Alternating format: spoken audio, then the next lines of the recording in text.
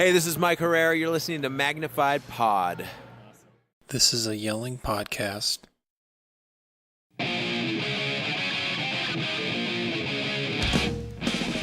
From poking at you to plans and everything in between, this is Magnified Pod, the only podcast that discusses culture, religion, politics, and the entire discography of everyone's favorite left coast punks, MxPx.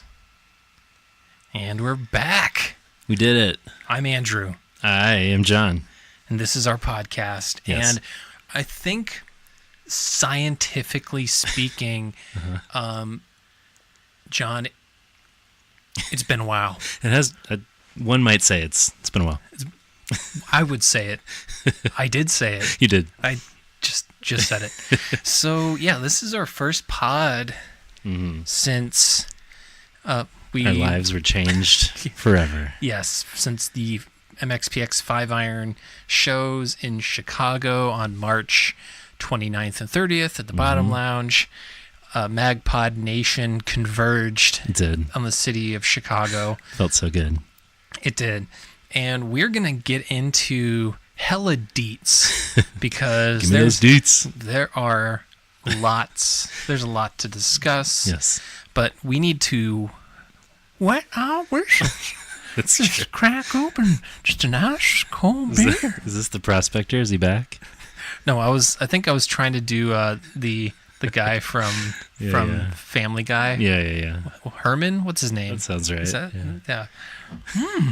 I'd like to have some Pipeworks. Have myself a Pipeworks. This is Unicorn WIPA. There we go. There it is. These are. I hope while people were here, cheers, man. that they were able to enjoy some of the fruits of Chicago. We didn't really get to take too much of a poll about what everybody checked out based on our well-curated recommendations. Yeah, we spent months putting this list together, when in reality, John put it together, and then I made some shitty images. Oh, it was great. It was a bespoke collection. Yes. Meant only for MagPod listeners who are of discerning taste. That's true. But, we had a couple Patreon punks. We did. Come into town. Yeah. Our legal counsel, Daniel Starrett Esquire. Yes. A.K.A. Danny Stairs. He showed his prosecutor badge, which he did. I don't know. Is that illegal? Maybe I shouldn't have said that. No. He showed it to the bouncers at Bottom Lounge, who did not give an ounce of a fuck. Yeah, they're just like, cool. So you're 21? Yeah, that guy. No, when they were like, he was like trying to pretend to like, throw some weight around, and that bouncer guy who was like overseeing the autograph line. He was not having this. He was concert. Not into it. He was over it. He was over it on Friday night. Yeah. He was way over it by Saturday night. He's like yelling at people. There's somebody like, that you don't need a picture. It's like, take the picture. And then he learned April's name and was giving her a lot of shit. She was the other one you were going to mention. Yes, April also came into town. Yes.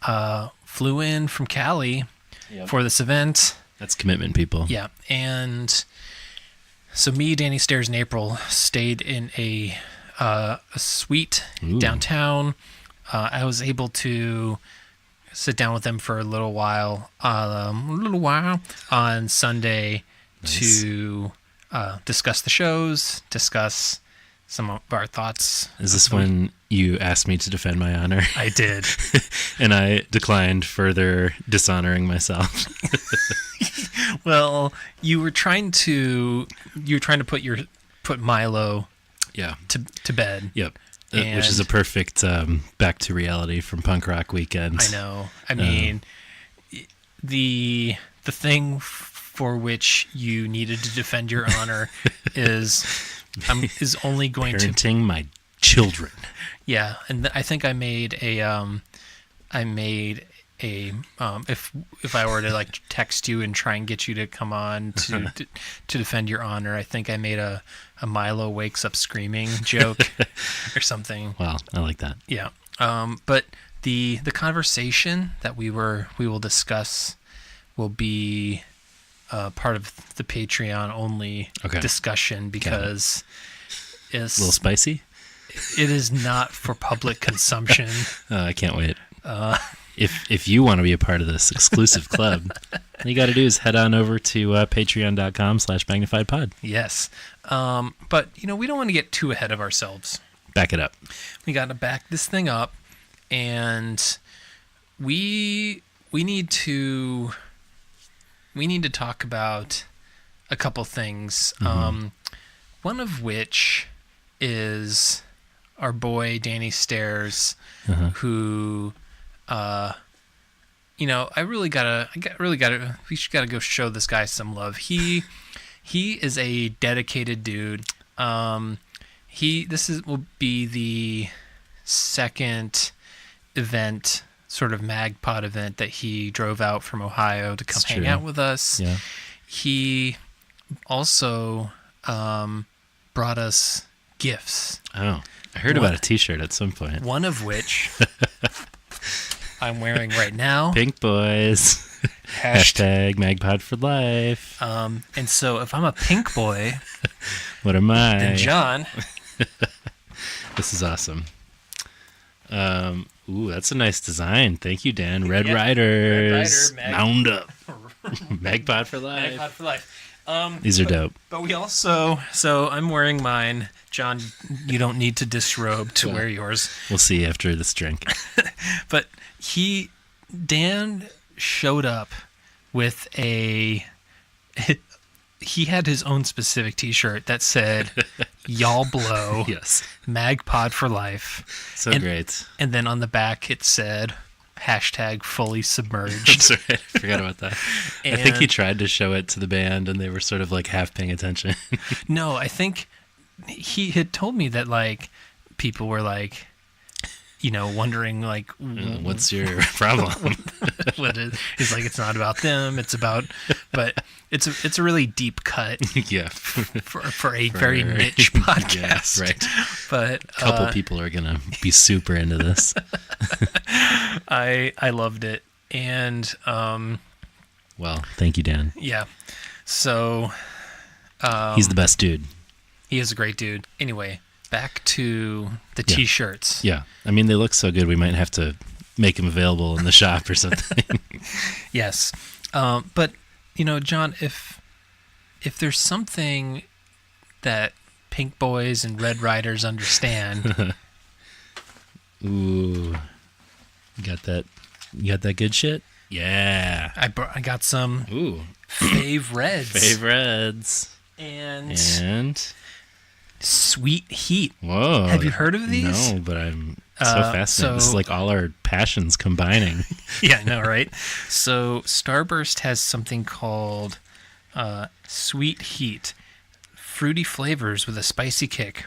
Fiery watermelon, flamin' orange, strawberry mango, which is not a spicy name. Spicy. But then it says pipe and pineapple. Wow. So they really just sort of just gave up on the strawberry mango. Yeah. Well, they're just like, and strawberry mango. Those spicy ass strawberries. So this has flamin' orange. I mean, I don't know. Maybe that'll make orange and yellow. Dude, this more palatable. This could mess up somebody's day if they're not into spice, because there are no distinguishable differences.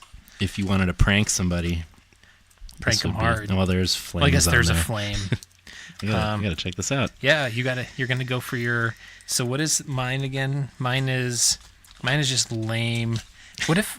No, I wonder if this is. Which one is this? This is strawberry. This is the strawberry mango, which has no spicy name. So what if it's not even spicy? What if it's just like a... That'd be weird. Just one of them is not. Yeah. It's the verdict. What's the Schofield on those? Scoville? Scoville. I taste no spice. No spice. This is like purple. Oh, no, actually, there it is. Little kick. Took a minute. There's something there. Yeah. This is good. Yeah. I'm into it. I am into it, too. Go to starbursts.com and type in Magnified Pod for a discount. You can get all your spicy pod needs. Oh, this is good. I'm into this. Yeah, I'm really into the spice. That was sort of a sentence. I am really into these spice. You have this spice? You have. I like. I don't know who that guy is, but anyway, t-shirts, yes. Thank you, Dan. Speaking of our store, we still sell. We have item We still in store. we still sell. Very good. Very, very good. This is you're talking about magnifiedpod.storeenvy.com, right? I am. Oh, I am. But we have you can get shirts, you can get hoodies, boom. you can get a tote bag, or you can get a coffee mug, bro. Coffee mug, bro. You know, so you can start your day. That's right. Start your Monday morning with Magpod way. A steaming hot cup of Magpod and some Magpod in your ears. And just, man. Magpod in your mouth and in your ears. Sure. Get Magpod in all your holes. Oh, yeah. I don't know if that's the slogan we want to promote. No, I'm sorry, it is. Just go to magpodyourholes.com. Yeah. Put in your offer code podyourholes. What a great website. You can get all your Magpod swag for 10% off your holes. Yeah. We cannot verify the contents of that website if it doesn't in fact exist. What did I say? Magpod your holes? I think so. Let me see. There's no way that's real. No, I'm just gonna double check. It's probably like, this domain can be yours. It's very competitive. Nope. Magpodyourholes.com. Well, sweet. Put a pin in that. I can. I'm going to put a line item in our budget. Yeah, but now I am I'm on some sort of list. Sorry that this is connected to your IP address. Oh man, we're listening. Yeah. So we were able to also meet, other than Danny and April. We were able to meet a bunch of other MagPod. We were listeners. Adam from North Carolina. Yes. Came out. Brian. Yep. From Missouri. The other Bry. Other Bremerton Bry. Striker, aka Riker, or Riker, aka Striker. Yep. And his wife. Yes. I think they're married. Yeah. Rosie. Yep. They're just like two of the most adorable people I've ever met in my life. I'm not sorry to anybody else who might be offended by that, but it is just a fact. We will we'll share in a bit some of our favorite moments from this weekend. Yes. I'll save a little bit of my thoughts on this, but it was genuinely super cool hanging with all these folks, and everybody was super nice, and it's a good crew we've got. Yeah. Also, Mark. I'm blank. I don't remember his last name. Mark Down the Walls. Mark Down the Walls. Ooh, that yellow, the spicy yellow. Yeah. Is what's up? Yeah. What is the yellow? What if it's pineapple? I think so. It's an improvement on the other yellow. That's for sure. Well, I mean, it's making the Lemonhead name has been vindicated by the pineapple, evidently. Pineapple. Punks. I don't know. I got nothing. Well, I mean, it's something. I'm workshopping. Yeah, we'll take it to the committee. So Mark and his band Disappear. They're just like a vegan hardcore band from Indiana. They're looking to play some shows. I told them we gotta go see them sometime. Oh, this smells like I was gonna say it smells like a pina colada. Oh yeah, but with a little kick. Yeah. Who else do we see? Christine. Yes, Christine. Saw some other folks. Who we will not be able to not a listener, but a supporter. Yeah. Peter Peter Pepper Matos? Pants? Oh, No. sure. MxPx Gamer. Not sure how to pronounce his last name. Oh, but, yeah, right on. I met a dude named Aaron. Aaron, if you're listening, thanks for saying hi. It was just a cold hello. Yeah. And my assumption was that Danny was messing with me somehow. Not that he was cold in his delivery. Just out of nowhere. Hey, are you Magnified Pod? And I was like, yeah, why? Who put you up to Who's this? it to you? And he was like, I just love the show, which was a cool thing to say. Do you want to say why you're skeptical of this? Well, if people don't remember the story from yeah. Punktoberfest? Yeah, Punktoberfest, when we saw Mike play and we first met, downstairs, our one true love, we were waiting in line for beer or something, and this guy came up to me and said, hey, were you in the band Tiger Jack? And I was like, yeah. No, he's like, you're the bass player from Are you Tiger the bass player from Tiger Jack? And in my head, I was like, we played it on the podcast, like maybe people are into it. And I was like, yeah. And he was like, and then this guy paid me $1 to ask you that. Yeah, and Starrett was like laughing his ass off. Yeah, well played. Yeah. So it's not like above Starrett to try and humiliate you. This one made slightly more sense in the real world. That's true. Yeah, I'm trying to think of who else. Josh Montgomery. Yeah, Josh Montgomery, Peter Pepper Pants. But he's like affiliated with the band, so he's not like. But he's a listener. He's a listener. We had a chance to talk with that dude. Yeah. He's got a podcast called Boys. He's got a podcast called Boys. So people should first listen to our podcast. Yes. Buy our merch, become a Patreon supporter, and then listen to other. I've heard there's other podcasts out there. Mm-hmm. Can't verify for sure, but also just got to hang with our dudes. Friends of the pod, previous podcast, Brian Buchelt and Jared Scott a little bit. Yep. They were there good to see them. taking video and some sweet pics. Yeah, those photos he took, as always, turned out pretty rad. Getting all those punk jumps. That's right. Thought I'd see Mike stretching maybe, because, he really goes high up in the air. Yeah, I mean, he gets some air. Yeah. But, he's an athletic dude. That's how he stays so trim and handsome right. from all of his cardio. And if you live in Texas, you really got to commit to wanting to do that, because I can't imagine if it's like over 80 degrees wanting to do anything out of doors in Texas. I, meanwhile, started skanking on Friday night and thought, I should have stretched out before my God, dude.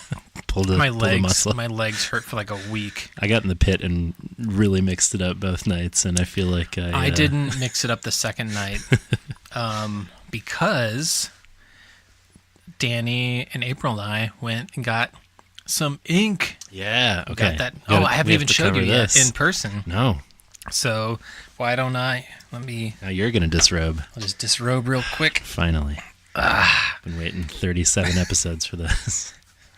Dude, it looks so good. It looks so good that it looks like it's like a temporary tattoo the band put out. Yep. But it's real life. It's still peeling just a tiny bit. But it looks great. It's so clean. It is very, very clean. There's no smudges or anything like that. No, he nailed it. Well done. And after seeing a lot of unfortunate MxPx tattoos yeah, that's true. on the internet, I was glad that I did not end up with one of them. Yeah. This guy knew what he was doing. If you would like to see pictures of Andrew's tat, of Dan and April's, you can check out our Instagram. Mm-hmm. All three of them look real good. Yeah, Danny Stairs got that broken bones. So cool. April got the Legionnaire PX Punk head on top of an anchor. Anchor, yeah. So very unique. Yeah. Mine's sort of like a kind of basic PX Punk tattoo, but Dan already has one of those. And the tumble down. Skull candy. Face, yeah. What they call it? Like, would you call it like Day of the Dead? Yeah. Kind of style skull. Mm-hmm. but yeah, it was pretty fun. We waited for a long time. We just did. All three of you said that to me. Yeah, we were doing walk-ins because we figured, I don't know, we got there not too long after they opened up, but there were like already people waiting, so we waited like maybe 2.5 hours or something like that. That's a while. Yeah.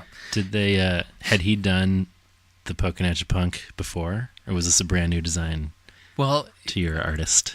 I don't think he'd done one before, Okay. but he was like familiar with it, or I don't even think so. Right, well, but he nailed it. Yeah, he nailed it. So it was, the way they do the tattoos. I mean, he wasn't doing it freehand. Right. Yeah. Sure. They had the still. The transfer onto my skin, and I had to prove like the location and why this looked good. But even still, even though he was like going over the transfer on my arm, it's still like it looks perfect. Yeah, it does. So good, because it's on your body forever. I know, right? Oh shit, man! Wait a second. I was looking in the mirror. I wanted him facing the other way. God damn it! Yeah. So we wish you could have been there to get. Yeah. I mean, what would you have gotten? I thought about it because April reached out to me like a long time ago when you guys were plotting it. She's like, "Would you want to do it too?" And I was like, "Maybe." I was thinking maybe like a microphone. Okay. And that would be like the podcast and Nice. like music and Nice. MxPx, all of it. But I think my tattooing days may be behind me. Okay. We'll see. After getting this tattoo, I feel like Now you want more? mine are all in front of me. Yeah. Because that's how I felt after I got my first one. This was the first. This weekend was the first of. It felt like firsts because it had been so long. Yeah. But like, this wasn't my first tattoo, and this wasn't my first time seeing MxPx. But my last time I saw MxPx was April of 2000. Yeah. And the last time I got a tattoo was, I think it was in March of 2005. Okay. So 19 and 14 years respectively. Yeah. Wow. And so it had been a while for both of these things, and so it felt like they were new experiences in a way. So, but it also, even though it had been a while since I got the tattoo, it still felt familiar. Like I remembered, like, oh yeah, this is not an unfamiliar sensation, and it didn't like it. I hate needles, but I don't mind getting tattoos.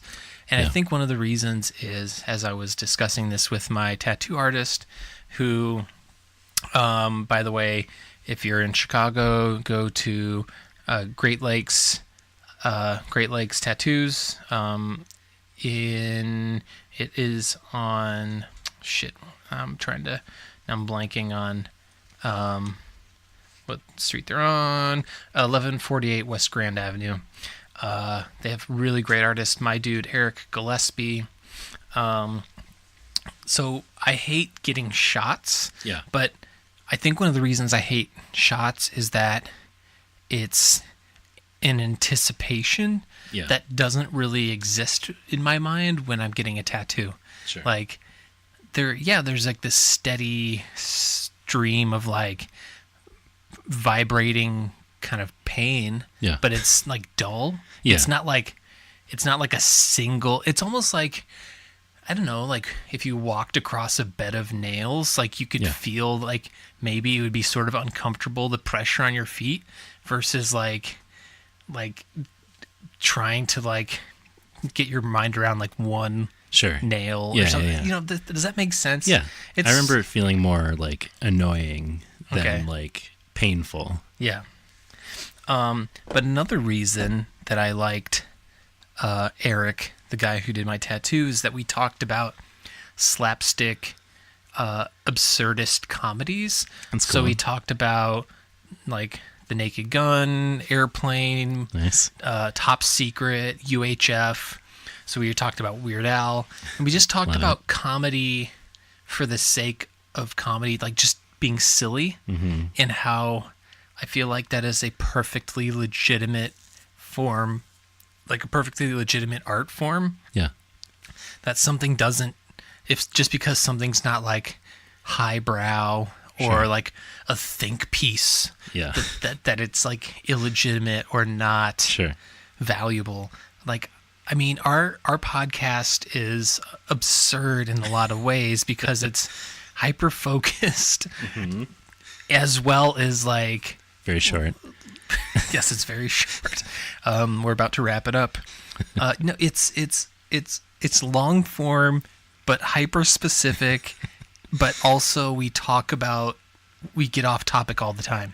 So it's our podcast is silly and absurd. Yes. And I don't know, I feel like we want to try and contribute something to a conversation. Yeah. But like we also just are really silly, and I think that's valuable because I think a lot of things in the world are heavy. Yeah. And we could spend hours and hours on the podcast talking about exclusively serious, heavy stuff. Yeah. Or we could Rank Starburst flavors. rank Starbursts. For example. Probably one of the least silly things we've done, actually. There's a lot of things I could have pointed to before that. I think yellow, weirdly, like, might be my favorite. It's not mine. I need to taste them. Anyway, you were going to say something serious, but yet silly, I think. This one is the fiery watermelon. That one's pretty good. Oh, dope. That's like the purpley? I guess it's sort of the reddish one. Okay, I guess I had that one. Anyway, Comedy, silly is silly. important. Silliness for the sake of silliness. Yep. So I got this Starburst. Wow, this watermelon one is pretty spicy. Okay, This one is not as spicy. This one is spicier than the others. Okay, wow. I got it at my favorite Starburst location, the Shell gas station in Sure. Palatine, Illinois. Yep, it's a great spot for all your culinary needs. But anyway, I feel like this can all be summed up in my experience last week because 2 nights apart, Dana and I went to go see Preet Bharara at the Skokie Performing Arts Center. Cool. Put on by WBZ, our local public radio station. And he's talking about his new book, Doing Justice, and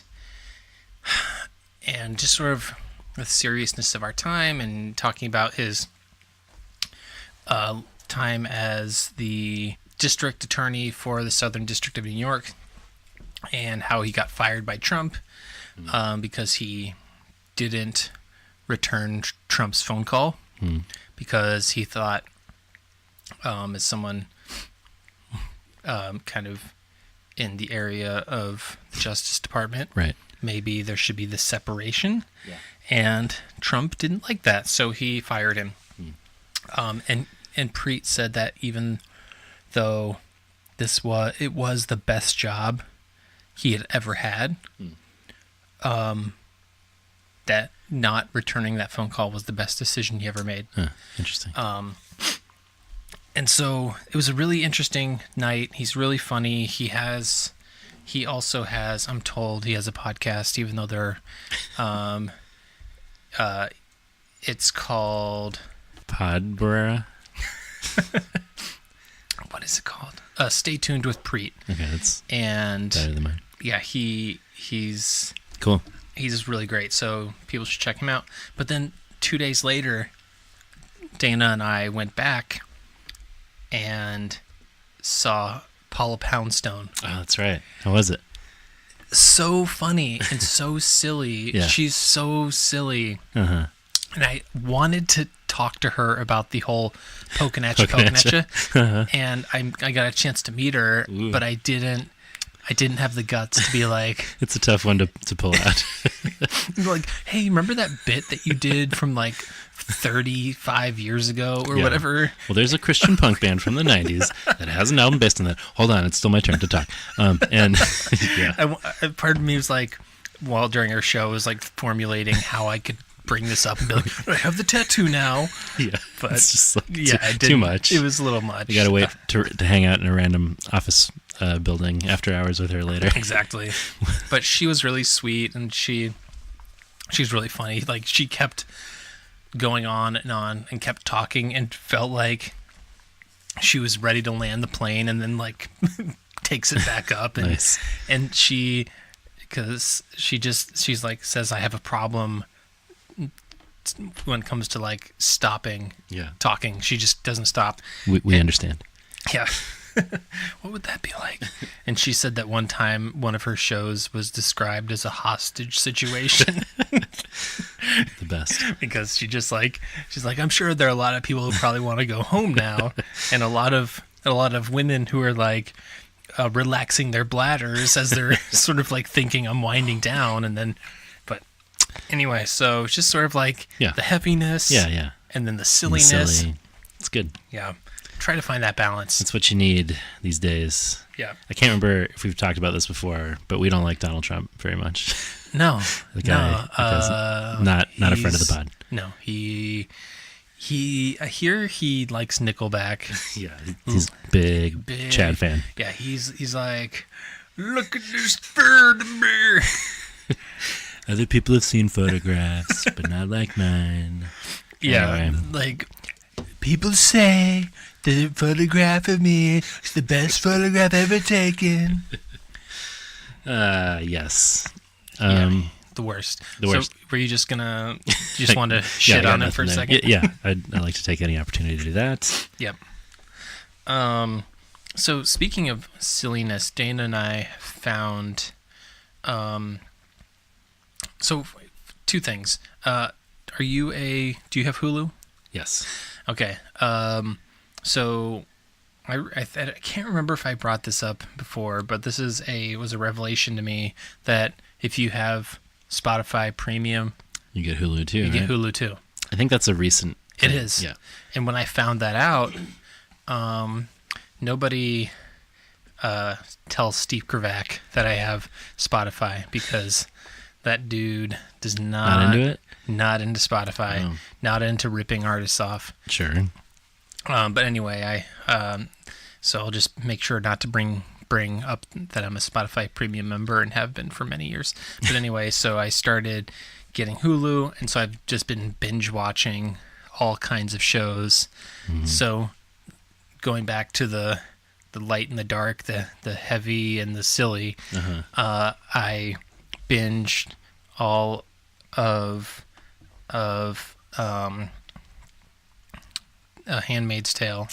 Whew, it's a tough binge. It's an unbelievable show. Yeah. Everybody on that show brings it so hard. Everybody on that show is unbelievable. Yeah.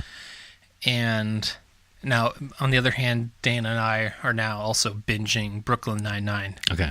Because So the silly it's so silly. with the serious. I love it so much. Yeah. It makes me. Are you a fan? Have you watched Oh it? yeah. I don't think I'm all the way caught up, but I've seen most of it. Yeah, we just started it recently. We're finishing up season 2. Okay. Nice. The things you can do when you don't have children. You can just sit down and watch like 6 episodes at a time. I'm not binging much of anything except Paw Patrol these days, so Oh, wah, wah. but it gets really good and like kind of dark in season 3. I'm just kidding. What all the puppies get. Yeah, the pups are, if you think about it, each one of them sort of represents the different classes. Anyway. Yeah, one of them it's like the blue collar, and then there's the other one that's sort of like, I don't know the characters. The premise of Paw Patrol, which I didn't mean to get into a Paw Patrol tangent, is that they Why are not? civil service providers who are dogs who talk. Sure, And so is it a dystopia? Like, do we live in a sci-fi near future? But they're not like one of them is a recycling dog.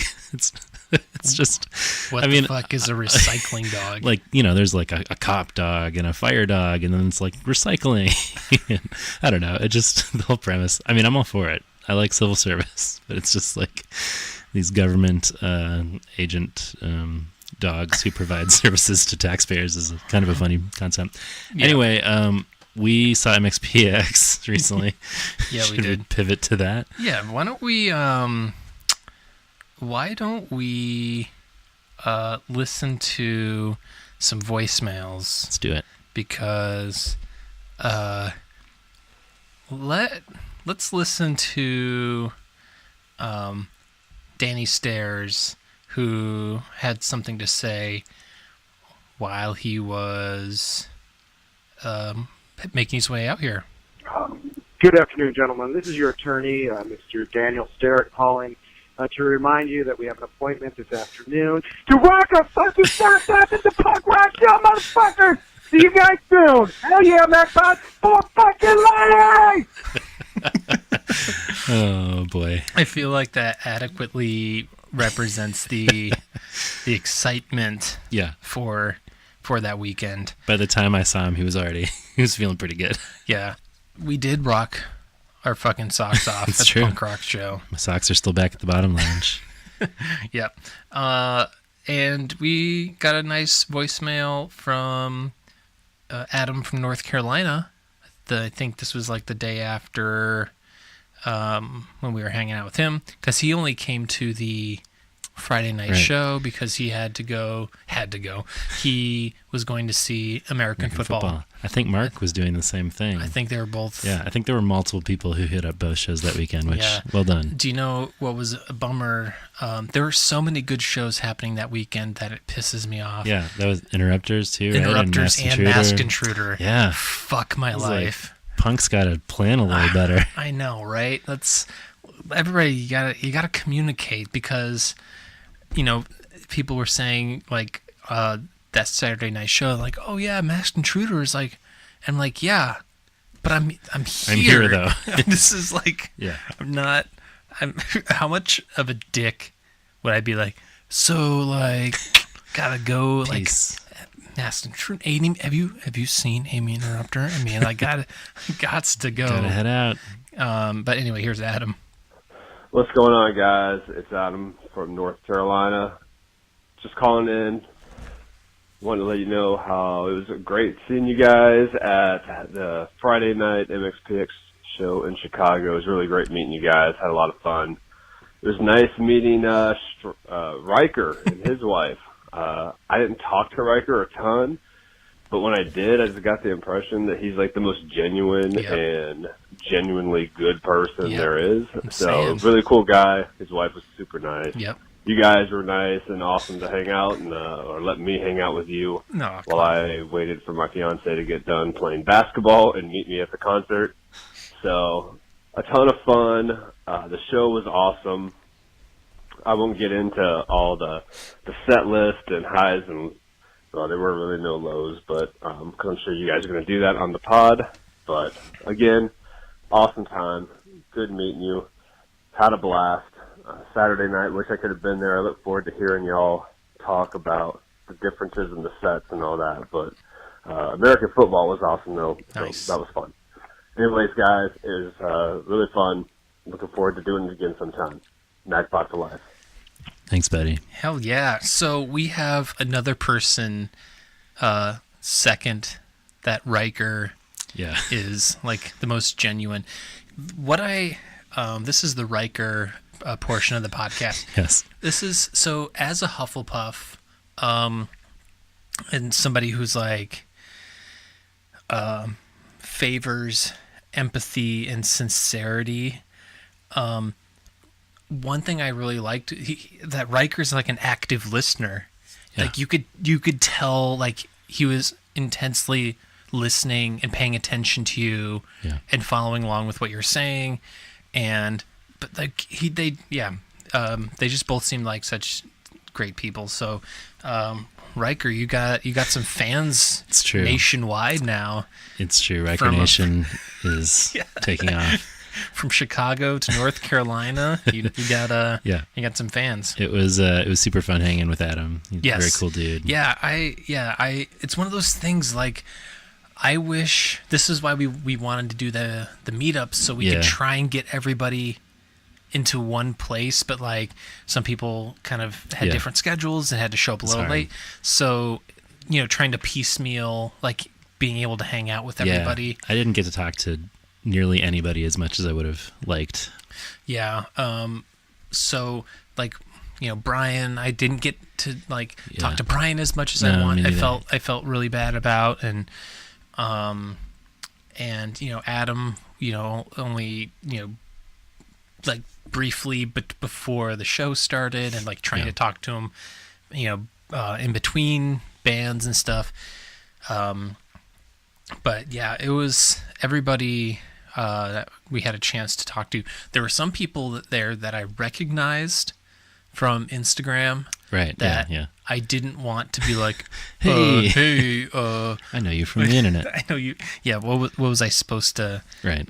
I don't know. It'd be really weird, especially if they're like, I don't know who you are. Yeah. They probably know you. Maybe. I mean, fucking Magnified Pod. Come on, Pink Voice. There'll be other opportunities. Yeah. I hope. But he asked about differences between nights, which we'll get into. Yeah, we'll get into those sets. I will say Saturday was tight. Saturday was better than Friday. Saturday night was lit AF. Was indeed. But we'll get into that. Yes. So we haven't gotten too many voicemails about people from the shows. So I hope we can get some voicemails from people after this app, kind of telling some of their stories. Yeah, let us know what you thought about the shows. And if you were there, we'll probably make a post, with a prompt or something if you guys want to call. Maybe it'll be like the question of the week or something. Yep. We haven't done one of those in a while. It's been a while. But let's get into some non-show related voicemails. This was Danny calling as he was leaving Chicago after the weekend. What's up, guys? Your boy Danny Stairs calling from the car on my way back from Chicago. I'm on 90 here, just hitting the toll booth, exciting one of however many I'm going to hit on this trip down the Chicago Skyway toll bridge. Just calling to say, reiterate what I said last week, Andrew Phelan is a motherfucking fun guy, and anybody who doesn't agree, I'm going to come over and fucking kick their ass. So, you know what, Andrew? Love you. Had a great weekend, John. Had fun. Wish we would have seen a little more of you, but I know you got wife and kids and whatnot, but it was a good time. It's nice meeting some other new folks, listeners, non-listeners. It's a real good weekend. So just want to say thanks for hanging out, and hopefully we can do it again soon. Backlash for life. Yeah. Thank you, buddy. Yeah, man. We love hanging out with our boy Danny Stairs. We are definitely going to be hanging out with him. At least I am. I'm not sure what your situation is in August. Not interested. Wait, in August? I thought it was June. Well, the August show, he's to hang out at the 350 Fest. Oh, yeah, right. So that will be happening. You got to figure that out. Yeah. We do have another, maybe a controversy. Oh. What's up, guys? Your boy Danny Stairs here. Just calling, seeing if you got the breaking news on Mike Herrera's Instagram. He has added a voicemail for his podcast. I don't know if he knows this, but he's months behind you guys on this concept. So you guys are real trendsetters. Just want to say keep up the good work. Can't wait to hear the next ep, which hopefully we're getting this weekend. If not, it's got to be the next weekend, or I'm going to have to drive out there and force you guys to record. Anyhow, I'm back for life. Love you guys. Yes, so Danny Stairs isn't the only person to mention that Mike stole our bit. Yeah, we are the only one to ever have I'm just saying, voicemail line. We built a brand around that, and then he swoops in, and all of a sudden he's got that too. I know, right? A little fishy. It says Tom C written all over it. Yep. So, why don't we go ahead and give this guy a call? Who, Mike Carrera? Mike Carrera. The H-bomb? Yeah.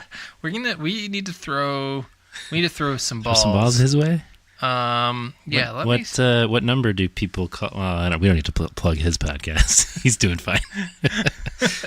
So, yeah, why don't we go ahead and give Mike a call and ask him a question. How do you feel about that, John? I feel good. Feel good? Feel ready. Let's see. It's 1-360-830-6660. 666. Oh my God. What's this guy doing? Hey, you've reached the Mike Herrera Podcast voicemail hotline. Don't forget to leave a message, and it's a 3-minute limit. All right, thanks. We know. Hey, Mike. This is Andrew. And John. Calling from Magnified Pod. We had a question for you. So we ranked our top 10 MxPx albums, and we wanted to know What are yours? What are yours? Do you have in a specific order of preference for your 10 proper albums? So yeah, we know you're into the latest one, which we are as well. We are as well.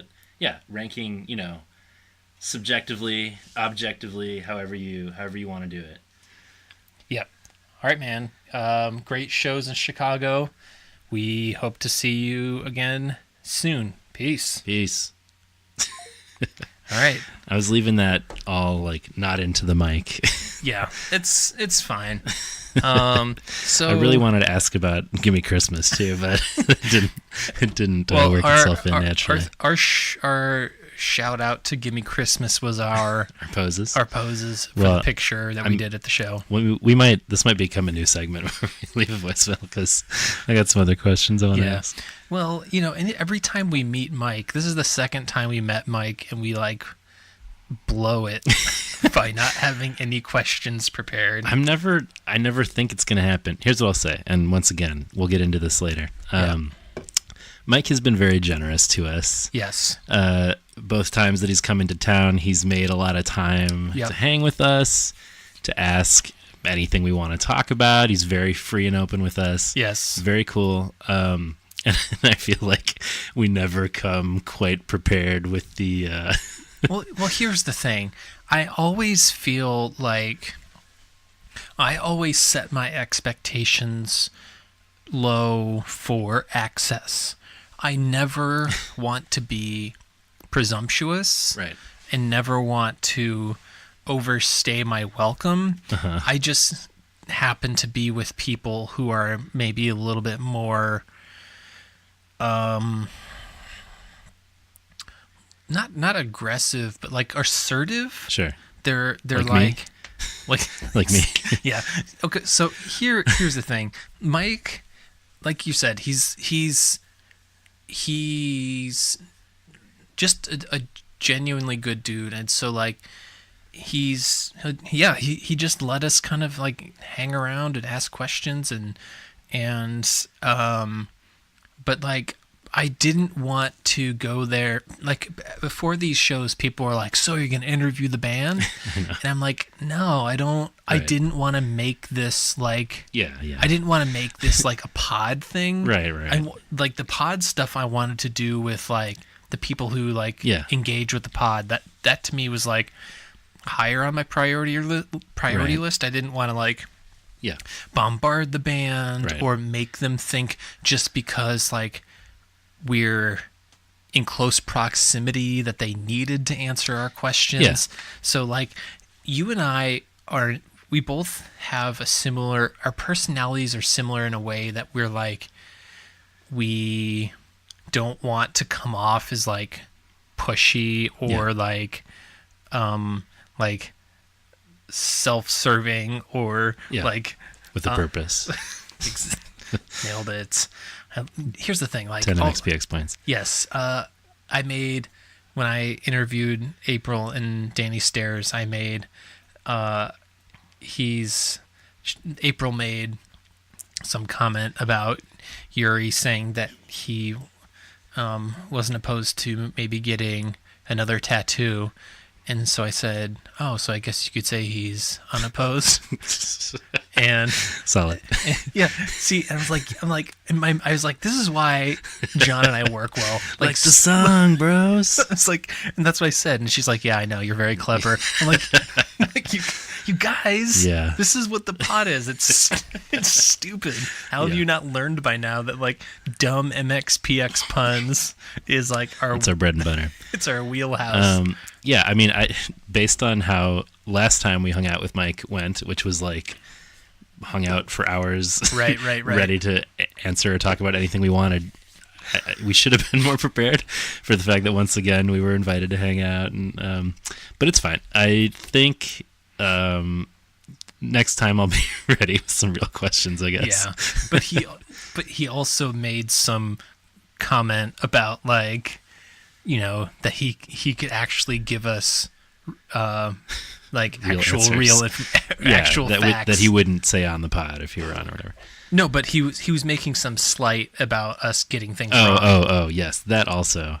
I also brought up Tom C with him. Yeah. And I was like, that dude hates us. And he's like, he does not hate you.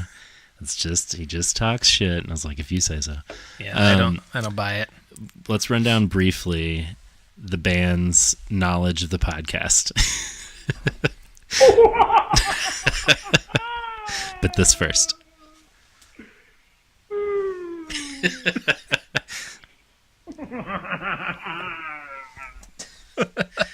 Is that it? It's yeah. Oh, Phantom Cackler. Did we see you at the Chicago show? I'm gonna say no. What if we did? I feel like he would have cackled into our ears or something. I never know. I hope he would have been wearing a mask or something so that we wouldn't have even known. Yeah, that's true. That's true. Damn it. Okay. So Tom knows who we are. Yes. Has not listened. No. Yuri, no clue. No clue. Who we are.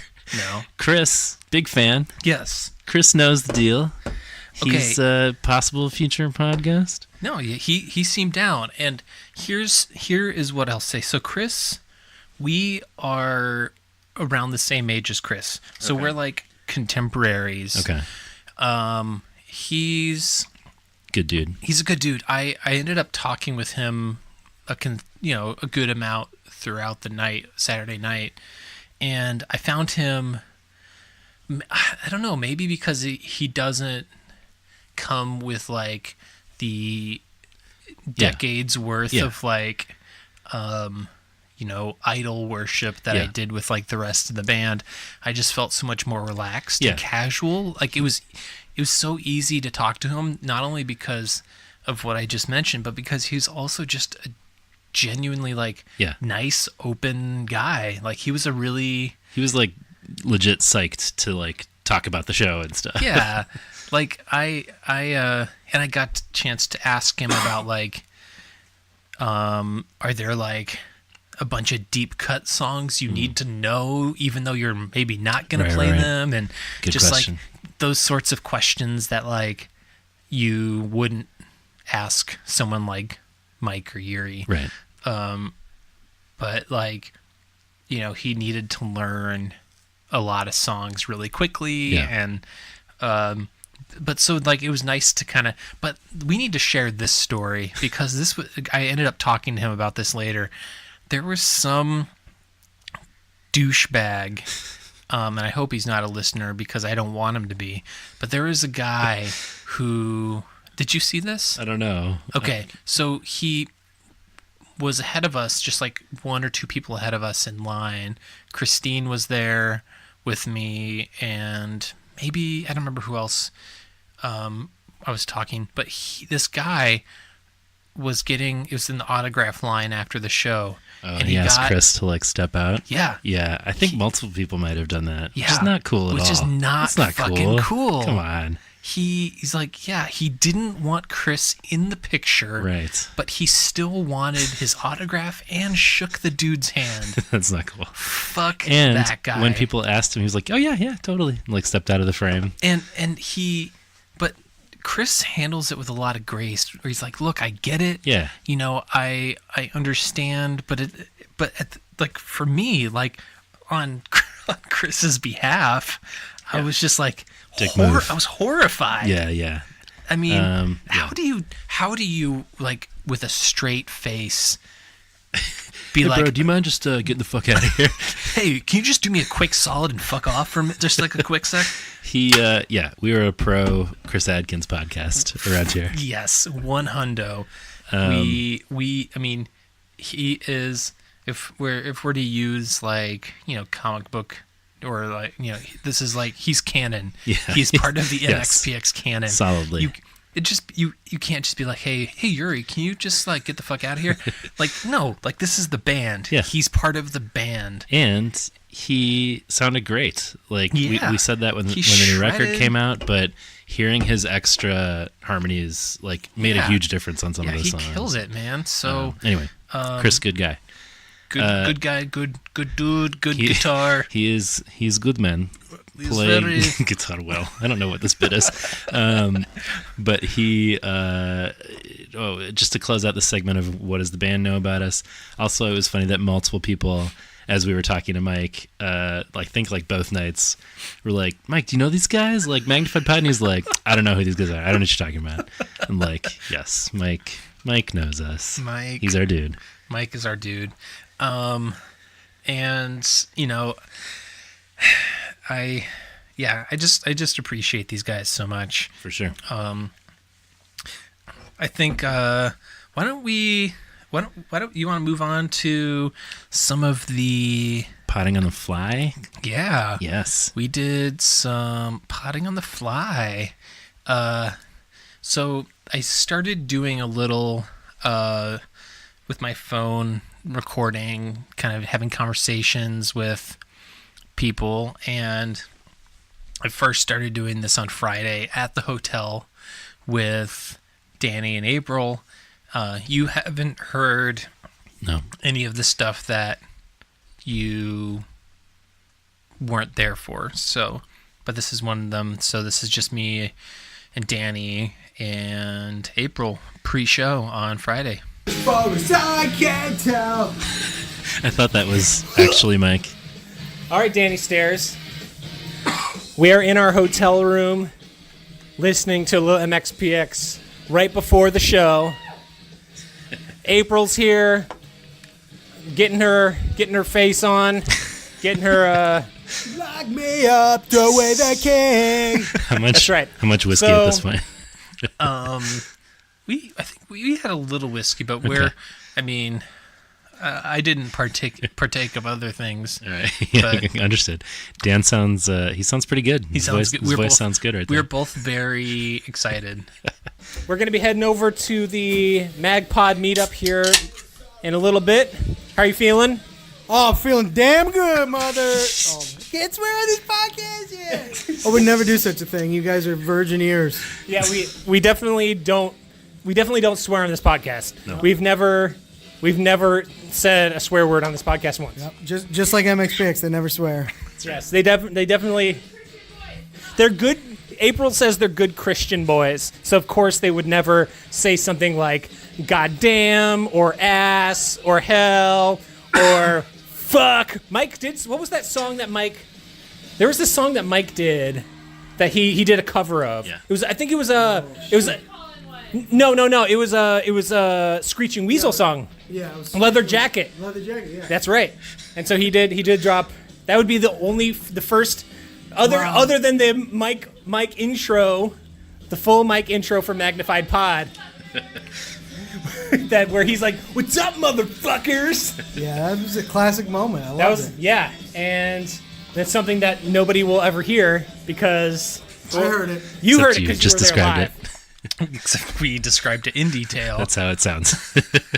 But Mike, but the best part is all of us laughing, and Dan in the background going, "Yeah, Yeah. and I'm just doubled over. Yeah. She's lying. Can't trust April. Let's turn this music. Let's go talk to April while she's putting on some. Let's go talk to her. Turn this jams down. All right. Well, it's. We gotta. Are you recording or are you just? Just audio. Not video though. Not video. Hey guys, what's up? Yeah. So April was completely naked. That's why she was super concerned. How are you feeling? You've never been to Chicago. I've never been to Chicago. The city is fan-fucking-tastic. Yeah. So, I should say I picked April up from the airport, and her greeting was great. She gives very nice, tight hugs, It's true. which I appreciate. But so I wanted to make her feel welcome. So, when I picked her up from O'Hare, I had Play It Loud cranking in my car, because if there's somebody who would appreciate. So before everything and after, it's at April. Yes. People say that it's better than New York. I don't think so, but it's almost as Whoa. cool as New York, which is You've been here. That is You've a been lot. you've been here for all of like 4 hours. I had almost as much goosebumps when I got to Chicago as I did when I got to New York. So that says something. Well, yeah, it's a great city. There's a lot to explore. Obviously New York, Chicago, LA, major City is beautiful. It's major way better than cities, LA. very different. Yeah, LA is shitty compared to all these cities on the not West Coast. It's called the East That Coast. was very Well, no. she's because- talking about LA, bro. But we're not on the East Coast right now. We're in the Midwest. Midwest. So that's what I'm saying. All the cities that are not on the West Coast are Yeah. better Restless. than Los Angeles. Try. Danny Stairs trying to snatch your necklace. Danny Stairs. What's up? Pretty rad. Tell me about the shirt you're wearing. Oh, I got this custom-made shirt. Says "Y'all blow," and underneath that hashtag MagPod for life. That's right. And then around back, I got hashtag fully submerged because Andrew, every time I see you, I am fully submerged. Yeah, I'm just. It's a good thing this shirt hangs below your waist, so you can Well, even if it didn't, I've mentioned in prior halfway down voicemails. to your knee. Something like that. Well, we are in the Embassy Suites Hilton right now. Shout out. Free with us at 5:30 tomorrow. Wait, no. Just This is we're gonna be there tomorrow. also nobody's gonna be able to. This is gonna be after. I'm not gonna post this during the Oh, shows. that's true. Duh. This ain't live. This ain't. You know what, guys? Sometimes I have blonde moments. No, I thought I'm the exception, not the rule. Well, hold on a second. but Is this? It's ashy. It's kind of purpley gray. Okay. whatever. Wait, your real hair is purple? No, I use purple shampoo to get it this color. Yeah, that's a thing. Oh, Do you want to try it? It's in the bathroom. no. This is a song we can. Fuck yeah, CSF.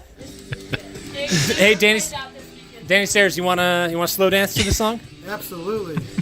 All right, well I'm gonna sign off for now because Danny Stairs and I are gonna. You didn't have to be. All right, so Solid content. yeah, it was. We were feeling the high. You guys are psyched. We were very psyched. So you and I both were late to the MagPod meetup Yeah. by at least maybe half an hour. It all worked out. It all worked out. Yeah, I felt a little bad because there were a couple people there, but Brian was there, and then Christine, shirt size small, Sure. on Instagram. Yeah. So we have this long recorded segment that she does not want to be a part of. Okay, maybe we don't need to. I don't know. Well, I think we'll play some of it, and Okay. I'll try and do a little bit of creative editing because she didn't want to be Sounds good. in the podcast. So, but this was at the Bottom Lounge. We were at a table. It was me, John, Danny, April, Christine, and I think that's it, right? I think so. Brian was with his family at another table. He came over and talked for a little bit. Yeah. My friend Allison, also a your friend listener, Allison. did join us eventually. I don't believe she appears in this. Yes, I'm not sure. I think was this night 2 that she was at, though? She was at night 1. My buddy Brian was at night 2. Okay. I don't think either of them are on any of these. Well, I guess we'll see. Did you say Tolkien or Tolkien. J.R.R. Tolkien. Yeah, John. So we. Like J.R.R. Tolkien? Yes. Okay. Yeah. Well, because you dropped some. You talked about high Elvish and low Elvish, right? Elvish, not Elvin. Okay. I'm not talking That's the only Elvish Elvin from the Cosby Show. Elvish. High Elvin. Deep cut Cosby Show ref. You can't stop. You love Cosby references. God damn it. I can't. Okay, okay, speaking of problematic faves. So I posted a picture on my personal Instagram, I am King Vitamin, of a record cabinet that I just purchased. Looks dope, dude. It is super dope. I'm really happy about it. It holds 560 records. But so I had to make some creative changes because in my how my records, I decided to alphabetize them in alphabetical order at the very beginning of my collection. Ryan Adams. Yeah. And as I was putting in all my records and spacing them out, the very front of the next row, Michael Jackson. Yeah, that's... So if you were to like walk in and you'd just be like Ryan Adams and Michael Jackson at the very front. Yeah. Fortunately, I ended up spacing some more things out, and I decided by principle to swap Against Me and Ryan Adams. Fair. So now Against Me is in front. Okay. Not alphabetical. Yeah. But also less problematic. Sure. And then you got to go with whatever sorting brings you joy. Yeah. And then ultimately, I ended up with G's in the start of the next row, and not J's. So, but Dana was not a fan of the Ghost album covers with like death on the front. So now it's people see Against Me and the Grateful Dead. So, anyway, so that's a shout out to problematic faves, but it's rough because I have like in that first A's section I have Ryan Adams and As I Lay Dying, and like lots of problematic records. Yeah, that's just what happens. It's everybody's the worst. And by the way, as of recording this, we're recording this on a Thursday. As I Lay Dying has a new song coming out on Friday. Interesting. So I'm very interested to see what they're going to do with this new album. Yeah. Could be amazing. It will be amazing. I still love them. God damn it. That one, right? Yeah. Elvin, just don't get shot. There you go. I totally forgot that I just slipped into a Cosby Show. Oh, fuck. Do the things. Let's do an Alvin and the Chipmunks. Okay. I like John's better, honestly. No, he's doing the Chipmunks. I was doing Cos. We got a lot going on. Yeah, Cosby's a pervert. Yes. No, well, he's in prison. Well, there have been plenty of times on the podcast where I've had to make a command decision to not do. It's so easy to do. To not do a Cosby impression. Why? But it's just so easy. It's just so easy to slide into a Cosby impression. I see why you're But not consensual. Non-consensual sliding. Non-consensual sliding. If you're gonna slide in, you gotta. This is podcast gold, John. This is what the people. Not super confident that anybody can understand what's happening. Well, they can be the judge of that. Want. So this is what you call Now like nobody's John on Potter's that. Pod Fodder. Yeah. Ron Potter's John Dotter. We had some solid tots. Yeah, we did. Met some solid listeners. And Yeah, some less good friends who are not solid listeners. didn't show up. We have some friends who are listeners, but not listeners. Listener adjacent. Listener adjacent. And Riker didn't show up, Yeah, where the fuck loser. is Riker? Riker is on his way. I bought Riker. a giant bag That's of a yellow lie. Starbursts just for him. Yeah, Riker. We have only yellow Starbursts.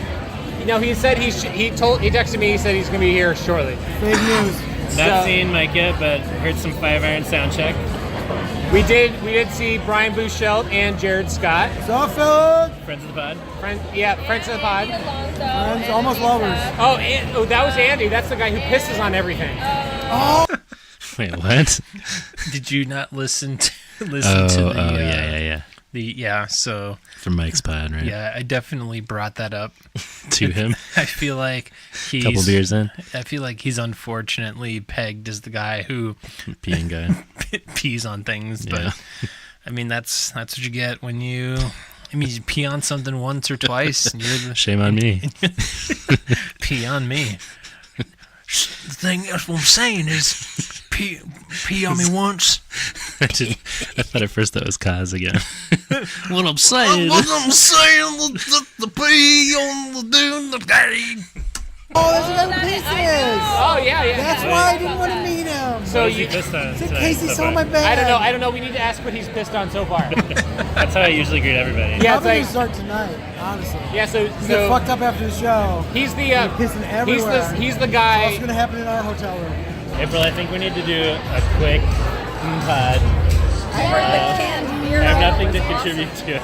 Well, we have plenty to go. Well, we might. Oh, you guys will do it later. We might.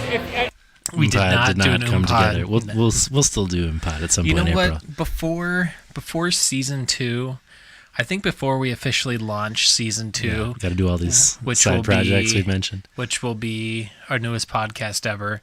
Yeah. We need to do Pods or Pods Forever. Yes. We need to do Pod. Uh-huh. What else? What else was there? Well, a lot of the ones that we talked about, I think, will become actual things we cover. I can't remember any other like one-offs. What? I mean, I started making a list. You did, but I think a bunch of those will become, like this one's called The Pod, will become real. Let's get back to this. I don't want you to feel. That's fine. I don't. Wow. The guy that I was talking to that does the pedals, he said that he's from Oklahoma, and I was like, "Oh, you're from the state of Hanson," and he was like, "Yeah, Hanson, and some other bands, and Toby Keith," Yeah. and I'm like, "Well." Yeah, we're talking about Josh Montgomery, a.k.a. Peter Pepperpants. Yes. Well, I've seen Toby Keith. I don't really like that kind of country. And then we started talking about country music. But the point was, Hanson is from Hanson. Oklahoma. So we're gonna talk. It was just Taylor Hanson's birthday. Yes, on March 14th. Yes. Nice. I don't know. We need. I only know them as teenagers, actually. We need to talk Zach because Zach has. Zach Hanson was my man. Zach Hanson has hella kids. October 22nd. No. I don't think if you are talking about Zach Hanson in the past tense, you can talk about him being your man. Was my man. Until his untimely He was death. a child. They were all children back in the 90s. He was my boy. He was my good little boy. He was my small He's boy. my little drummer boy. He's the drummer. He's the young one. So Cement is playing tonight. They still tour. That's kind of similar. Well, actually, Hanson does. They actually still sound pretty good. Boyz II Men. I don't doubt it. I mean, I imagine. So I remember Boyz II Men wasn't my jam. All for One was my jam. I swear. Sorry, my first instinct was to laugh. No, that is the correct. That's the correct instinct. Yeah, so Forgot of us all singing All for One. talking What a moment. Talking 90s R&B slow jams. That is so 1994. Yeah. Was it 93 or 94 where 94 sounds right. All for One, I swear, came out? By the moon and the stars. What do we got? 94. 94. Nailed it. Yeah, this was Yeah, that was no, John Michael Montgomery. No, that's the wrong one. It was a country song, and then they covered it as an R&B song, yes? There we go. And I swear. Yeah, it was... By the moon. Yeah, April 28th, 1994. Dude, that's... Dude, we're coming up on the 25th anniversary. I think I make a pod for one joke pod for one momentarily, but Dude, might need to become real. Let's see. By the moon and the stars and the sky. I know you know it. I'm still singing it. I'll be there. Did they have any other songs? For better or worse. Death do us part. I'll love you with every piece of my heart. I swear. We didn't talk about doing a pod for one. Okay. Pod for one. We gotta do a pod for one. Boom. Nailed it. Yes. Full circle. I think that was it. Yeah, that was. This has been our episode of Pod for One. Yep. Close the books on that. For better or worse, till death do us pod. Let's rank their songs. I think I missed that in the moment. Well done. Can I award myself 10 comedy points? Yes, you can. Well earned. So, can we just talk for a second how I always thought Zach Hansen was like super young, but he's younger than us, right? Yeah. Yeah. But barely. Not very much. He was born in October 85. Okay. So it's not even, he's like for me, he's less than 2 years younger than me. So yeah, Taylor Hansen was literally born the day before me. So yeah, we're contemporaries. Yeah, I think it's just because they looked like tiny young children. Mm-hmm. I swear is number one, and then that is it. They were also okay. No, that is the middle of that is the pod. No, but I swear. So all for one those dudes are a bunch of uggos. It's unfortunate. I forgot about that. Okay, let me just maybe defend myself. Fact check. Or all for one. They're doing their best, Andrew. Maybe I won't. Maybe I won't. Bunch of uggos. I don't know. I mean, that's not a great picture. There they go. That ooh, wait, no, that's today. I just saw the outfits and assumed it was from 25 years ago. No, this is not current. Yeah. Oh, then you're correct. Yeah. I thought they looked good on that one album cover. That's kind of Backstreet Boys-y. Maybe they grew into their look. This is the. That was when they were in their prime, and they're still not looking great. So, this is the one I remember. I was like, those are cool dudes. Oh, okay. But yeah, you look too closely past the blazers and the jeans, and rude as fuck. So judgy. Well, this comes. You're saying they should have been masked intruder and just cover those faces? That's hard to believe. They've never brought this. He's never rated anybody besides Mike on any sort of. Wait, what's Mike? Mike is hot as fuck. Mike. We talk about wanting to bang Mike all the time. Really? Yeah. Once you looked into those eyes in person. Absolutely do talk You guys about haven't talked about it as much as you used to. We used to talk about wanting to talk about boning Mike a lot. Yeah, maybe we need to bring this segment back, I guess. And can I just note that I sound like I'm drunk, but I think we just had one beer. I think whenever I'm yelling, I just automatically sound like I'm wasted because I'm trying to yell over yell over everything. But I'm also a loud talker, so maybe that just. But it always sounds so clear and good for the pod, and then I hear myself and I'm like, I'm just like, I don't understand you, John. Well, I mean, Dana tells me a lot. She's like, I'm right here. Just she's like, she's like, you're shouting. I'm like, I get too excited. Good for the pod, not always good. IRL. for one-on-one conversation. They're just like, let me tell you my opinion. All for fucking one. They're all uggos. Bill Cosby. She talked to you. She said she had a trash mouth. But also she doesn't listen. Never stop swearing. Also she doesn't listen to the pod. So. As your attorney, advise against. Well, you know, Here we have a legal team. here's the thing. If Mike and the band and Tom C haven't served us yet, I'm not too worried. Maybe I'm going to personally serve you on behalf of the Mike. It's all been leading up to this. This is a long play. Yeah, so I've been running this long con for a while. Yeah, this has been a long con.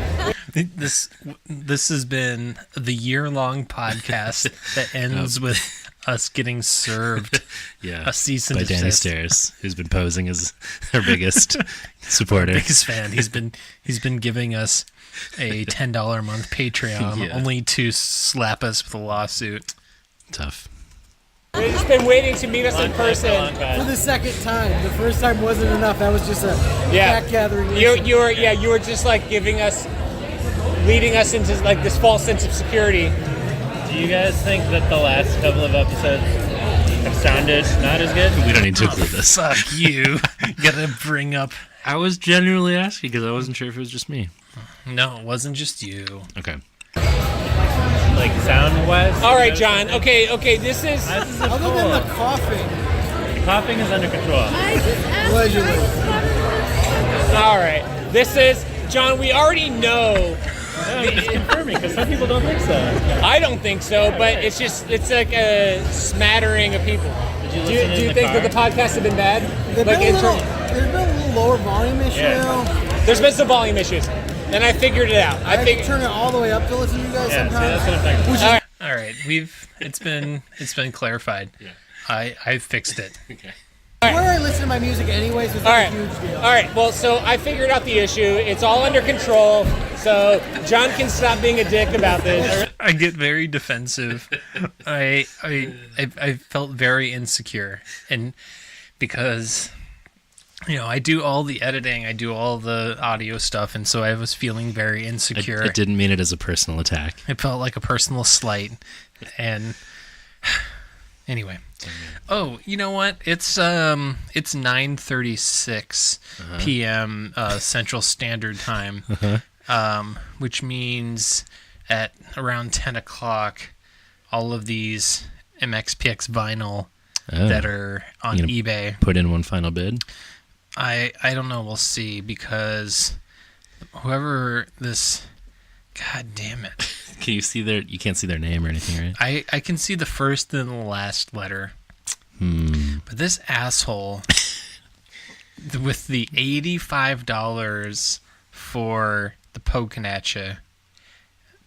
Fuck this guy. Begins with a 2 and ends with a D. God damn it. And then this person, $81 on Teenage Politics. Does this guy not understand what this record means to me? I'm just gonna. Maybe he's a listener. I'm gonna increase it just to fuck with him. I hope it all works out. Is this the kind of thing you need to run past Dana? No. I just increased the amount he's spending by like $4. Or maybe he's like, I'm out. 85 was my limit. No, I mean, I haven't reached his max, so now he's spending $86 on Teenage Politics. Fuck. No, like, I have,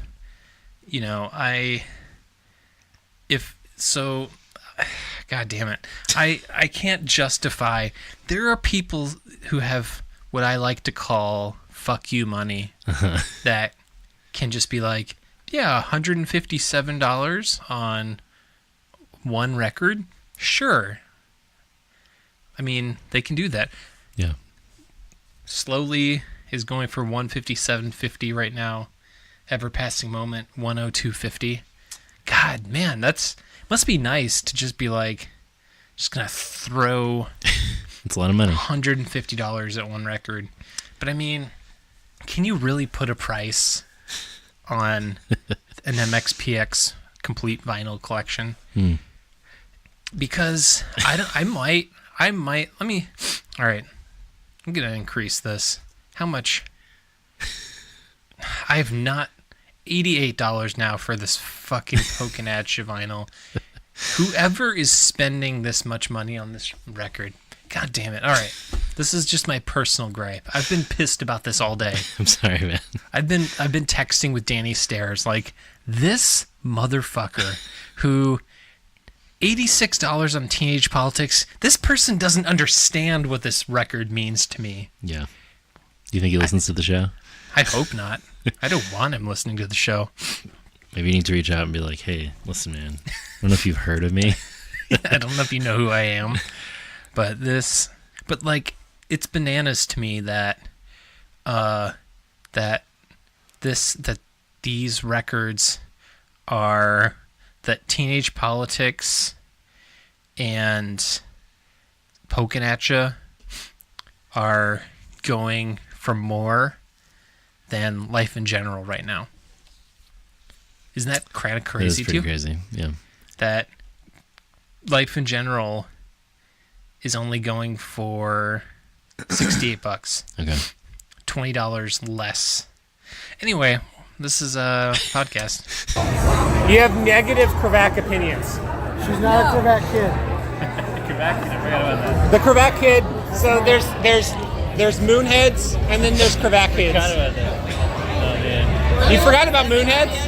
No, I remember Moonheads. I forgot about Cravat kids. But all that to say, we're gonna get Cravat on the pod once he releases. Yeah, you're gonna get that Cravat back. We're gonna get Cravat back once his album is released. Back. You know, Steve Kravac, he had mentioned like 3 weeks ago or something that his record was going to be dropping for pre-order. Fucking lies. To investigate this. Yeah, I've been like checking in pretty regularly and not seeing anything, waiting for that Stephen Bradley cut. So this was pre-show first night. Yes. And then so there was some speculation as to who would be opening. Yeah. Would there be an opener before Five Iron, or would it go straight into Five Iron? No opener. No opener, just straight into Five Iron. You know what? As a person closer to 40 than 30, it's fine with me. Yes, I think I am discovering that myself, that standing for many hours is not my favorite. Yeah. I become grumpy and impatient. We, I would have welcomed a Smoking Popes, Josh Caterer presence of some kind, but that's fine. Agreed. So I think the next little piece here we have is after Five Iron played. Okay. All right, so Five Iron just finished playing. Woo! We were just discussing Op Ivy, sound system. Yeah. Andy Verdecchio on vocals. On the box. Should we Gary explain? Rulli coming out, surprise drummer. Yeah. All right, so Five Iron Frenzy did a cover. They did. Sound system. Operation by Op Ivy. But it wasn't Reese. No. Friend of the pod? Friend of the pod, Andy Verdecchio on drums, coming up from the back of the stage to the front of the stage. That's right. But Andrew John, who then played is those playing drums? drums? Who was hitting the skins? Yuri motherfucking Rulli. Urinator himself. The Urinator who's throwing balls. It was really great. It was great. So great, in fact, that you can go to YouTube and type in Five Iron Frenzy Sound System. Yeah. Because yours truly filmed with actual film. I know I recorded your IMAX camera. I got out my IMAX. I got some. I was think of millimeters. Kodak? I don't know how many millimeter film. Anyway, film jokes. We talking millimeters here? This is our episode of Talking Millimeters. So I'm going to play a little bit of this clip of Five Iron doing sound system, Andy on vocals, and Yuri on drums. Bonafide. Yes, that's right. Bono is on the drums. Everybody welcome Yuri up here. So back in the day, we used to all pretty much listen to this band. We're pretty much all inspired by them. They're called Operation Ivy. Sing along if you know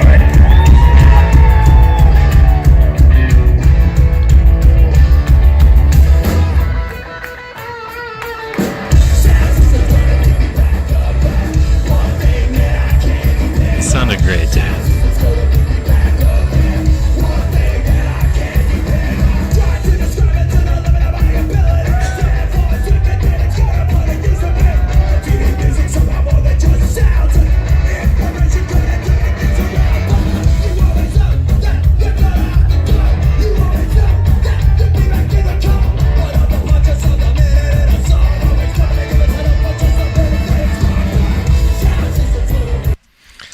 It ruled. It ruled. Yeah. And they did that both nights and crushed it. Yeah, it sounded great both nights. Yep. Shout out to Adam from North Carolina for singing along to literally every word.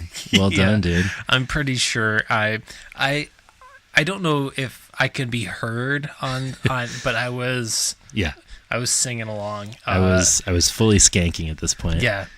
It was so fun. I always, because he Op Ivy was a punk ska influenced man. Mm-hmm. But Andy gave it a more like hardcore punk flair. Yeah, it sounded great. Like he was like shouting. I was into it.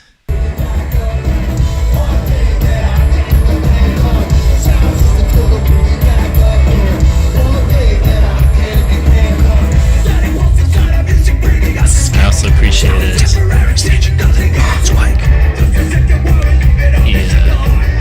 He kept in the shit.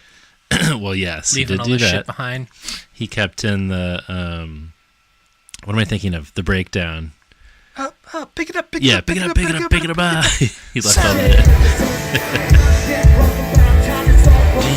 Box my hand. Let me see if I can find that. There you go. Sound system. So great. Yep. So good. So I talked to him about it after the show the first night. I was like, Op Ivy! And he's like, did it sound like shit? Yeah, like, and I was like, no, it was amazing. Sounded amazing. Sounded incredible, dude. Yeah. Fuck. Sounded so awesome. Anyway. We got Riker. We have Adam from North Carolina. Riker, what'd you think?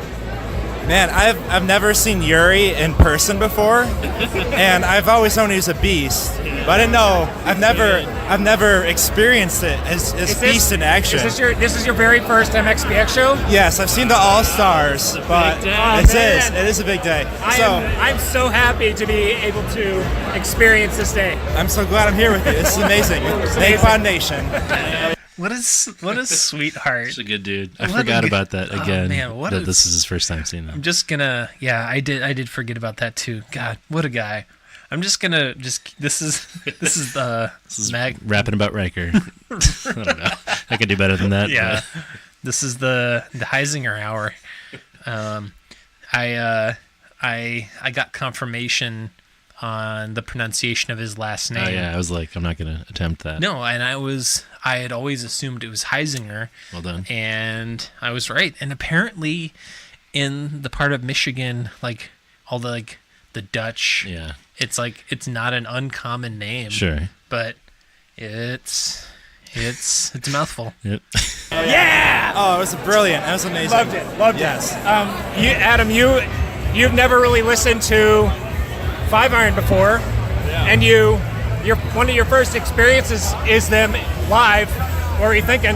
Yeah, it was great. I really enjoyed how much energy they had. They were a lot of fun just to watch them jump around. The lead singer was a blast. Whoever played drums during sound system, he's got a future.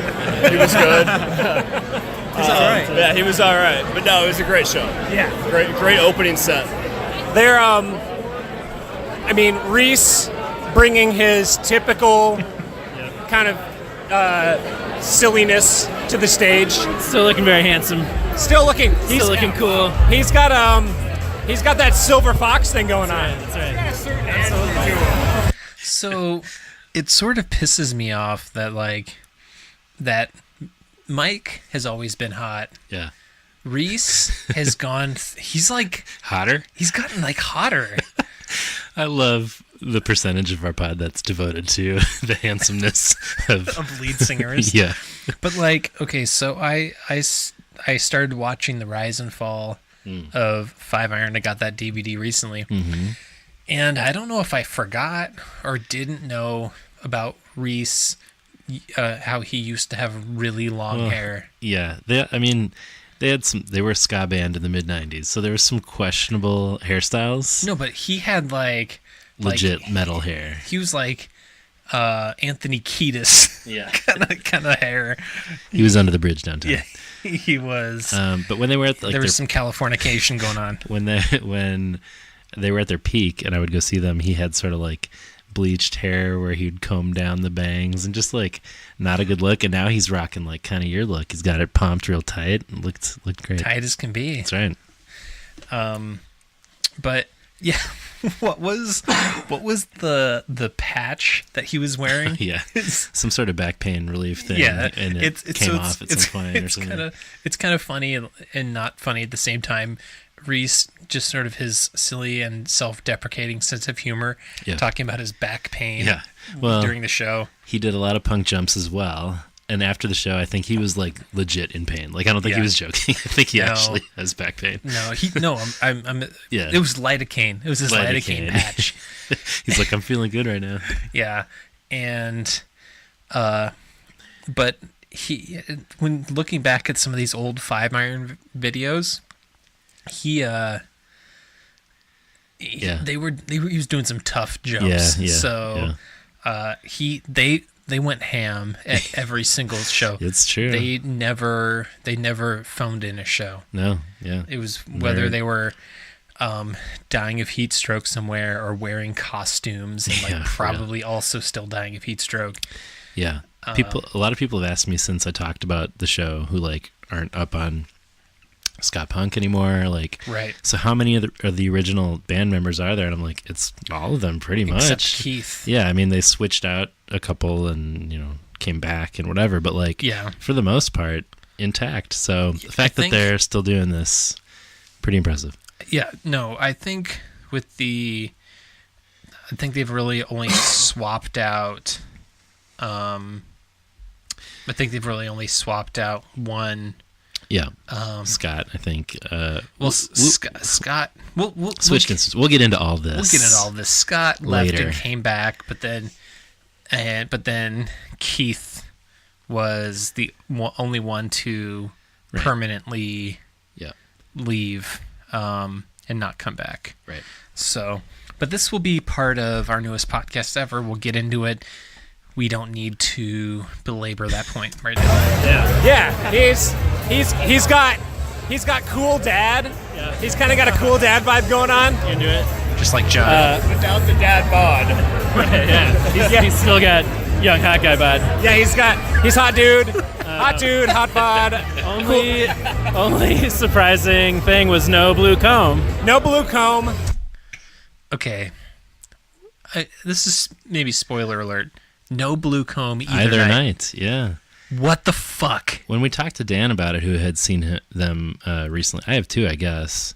I'm pretty confident the last time I saw them headline, they played it. So maybe it's just for opening sets lately. He was like, they were getting annoyed with people bringing the combs, but I'm like, I don't know. There's a bunch of 30 to 40 somethings there. Were we really all going to throw our combs on the stage? I missed it. That's a lot of planning. Yeah. It just seems like maybe it would have been funny 15 years ago. Yeah, right. But we're all old and we don't need to bring a comb with us. We just want to hear our favorite songs and not be like. We won't cover this as much, but I was pretty pleased with their sets both nights too. Yes. And I know we talked when Andy was on the show about how he plans out the set lists. So well done, Andy. Yes. But for those of us seeing them 2 nights in a row, we will assume we'll hear it tomorrow. We're going to assume we're going to get that Blue Comb 78. But we did not. No. Again, we did not. But for someone like Adam, who doesn't know what he's missing, no loss, but I'm going to check him out. So, you're not going to be here tomorrow. Neither of you are going to be here tomorrow. No. Adam, who are you seeing tomorrow? American football. A little Midwestern emo after some left coast punk. That's right. That's right. John, are you a American football head? I don't know them super well, but I know enough of them to like them, but I should do a deep dive. The new album is amazing. Just came out last week. Was it just last week? Just last week, I'm pretty sure the new album came out. Yeah. Talking American football, talking some Midwest emo, talking some Mike Kinsella. So if you're not familiar with American football, Captain Jazz, Owen, check out those jams. Yep. I gotta say, slightly disappointed with the lack of a pit for the 5 iron set. Well, I think what we can assume MxPx has. Yeah, there better be. If there isn't one, we'll get it going, and we'll get the 5 iron one going tomorrow. Yeah, that's right. This is my promise. My promise to the pod. Yep. I'm pretty confident. Pretty confident that the second night did indeed have a pit for 5 iron. Yeah, I think it was sort of weird. They were all kind of like MxPx and 5 iron were making comments about like how there's like a lack of dancing, and I remember one guy being like, "We're old." Yeah, but especially the second night, people were really mixing it up. Yeah, that pit was no joke for MxPx at least. Yeah, I wish I had gotten a little involved in that pit. It had been a while since I'd gotten like a lot of other. What? It had been a while.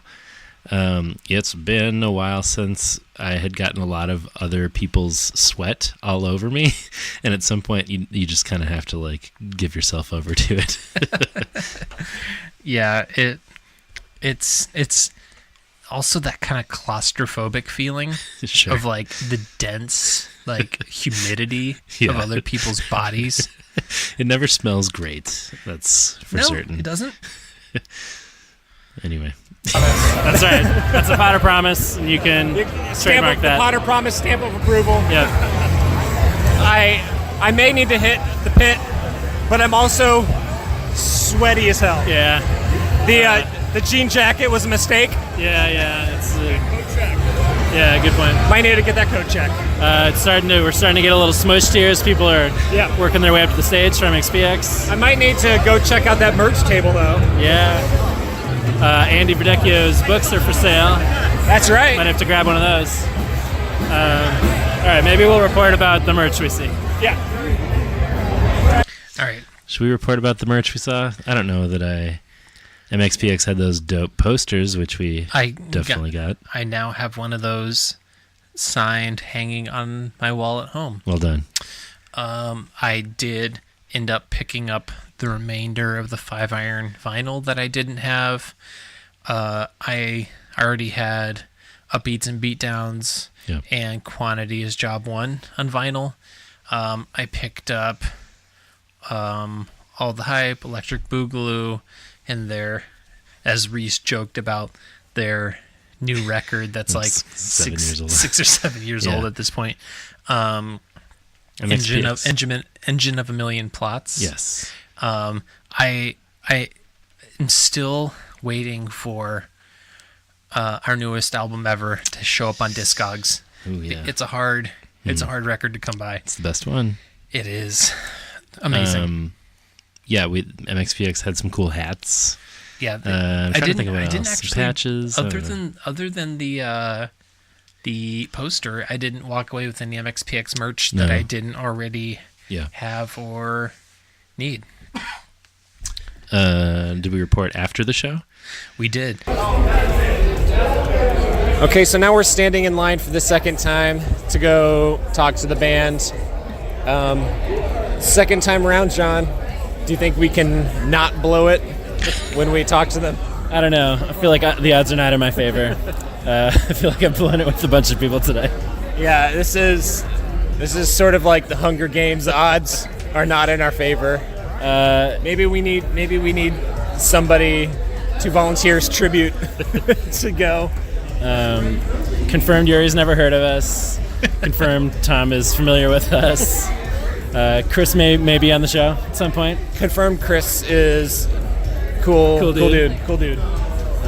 Anyway, how did your interaction with your forever crush Leonore go?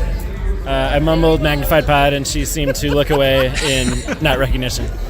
So it went well. But I feel like tomorrow is really going to be our night to get a lot of this right.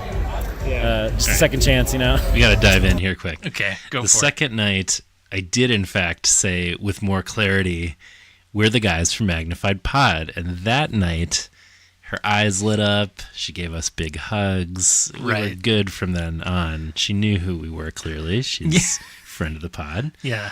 But yeah, I managed to stop mumbling. I think what I'm referring to as far as blowing it was like, I think I mentioned the show to the guys the first time we talked, and it was kind of...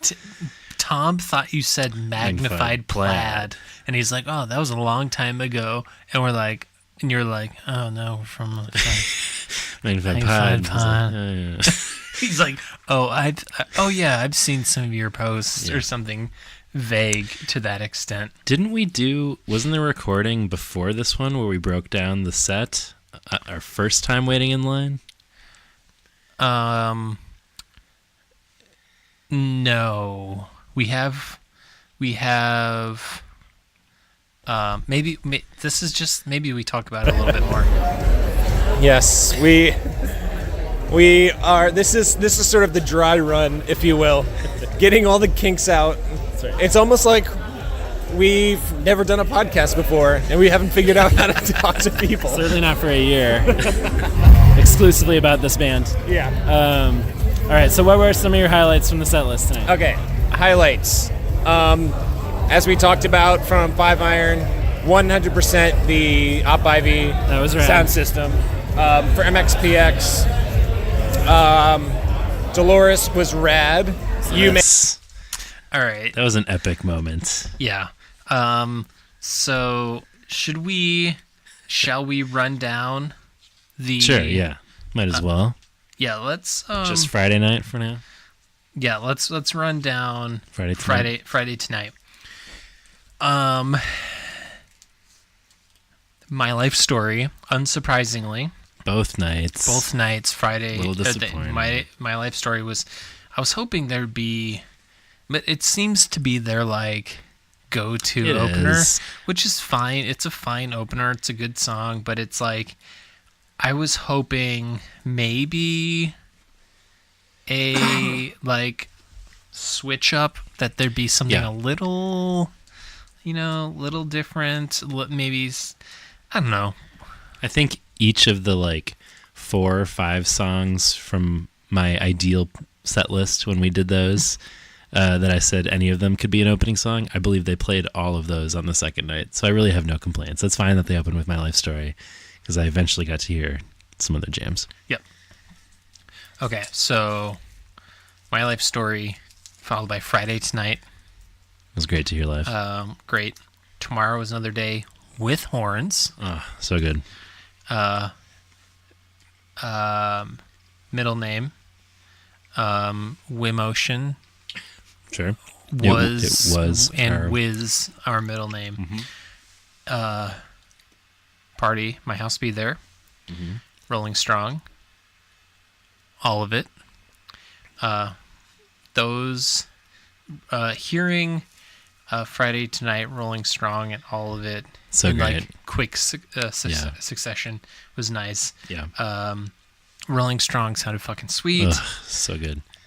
And then they had their little horns section. They played Heard That Sound with horns. So great. And I'm Okay, You're Okay with horns. Some deep cuts on the second night with the horns. Yes. Then they did Secret Weapon, which I'm glad Riker was there Yes. that night. Yeah.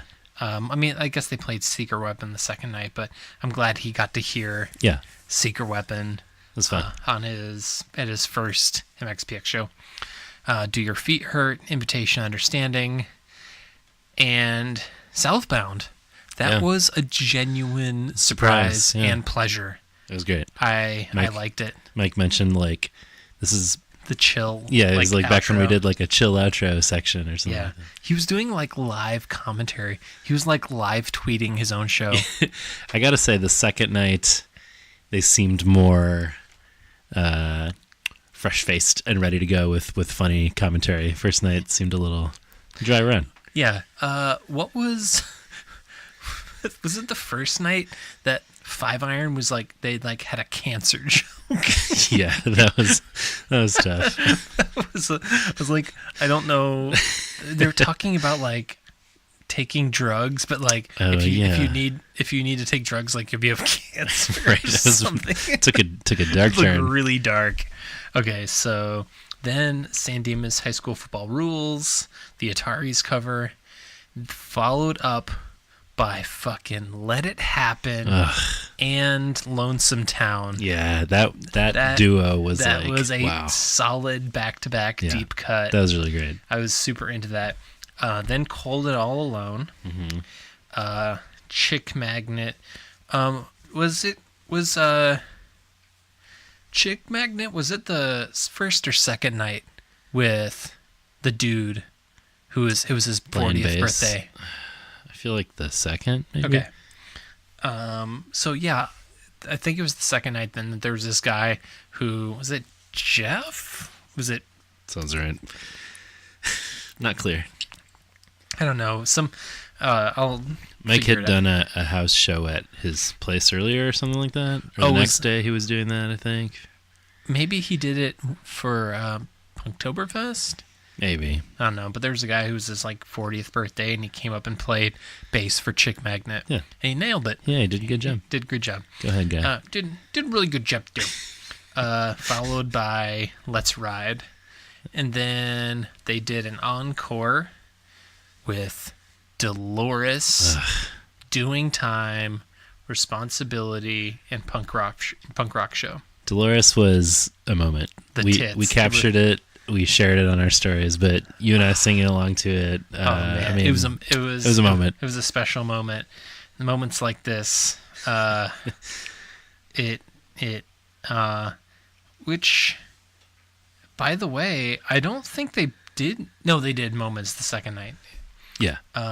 Okay, so yeah, that was the first night. Yep. You may or may not post that video. Yes. Apparently the sound booth doesn't care that we're trying to pod right now. Not cool. Not cool, guys. Not cool. They did Lonesome Town. Lonesome Town was awesome. Fun. Let It Happen. Let It Happen. Let's just recapping what we just recapped. There's some with Lonesome Town. There seemed to be some like kind of flubbed chords. I don't know. Did you hear that? Maybe. I mean, it's all right. Let's move away from the speaker. It was kind of a deep cut. Yeah. The Friday Tonight was very fun to hear. Friday Tonight was great. Rolling Strong. Southbound. Genuinely a pleasure and kind of a surprise. They said, Jesus, this bass is like out of control. Yep. Let me see if I can fast forward through some of this. I heard tomorrow night they're playing Poking at You straight through. Oh man! You heard it here first after the show when we posted this. Closer to reality than we thought. You heard it here last. Do you think Five Iron will play Blue Comb tomorrow, or did they play? Did they play Handbook? The same set. Did they play Handbook for a Sellout tonight? Yeah, they did, but they didn't play The other one. The other one. Yeah, they didn't play that other one. They didn't play that other song? You know the one we were Cool talking Enough about. for You is what I'm Cool trying to Enough think for of. You. Yeah. I wish that we got a set list. I don't have the set list for Five Iron. For Five Iron. Probably find that one. I'm really surprised about Blue Comb though. Yeah, it's kind of a They bummer. get sick of that one. Everybody bring in Blue Comb so much. Sure. I get it. Well, I mean, yeah, when you have a fan base that's like dedicated to your songs, I mean, who fucking who?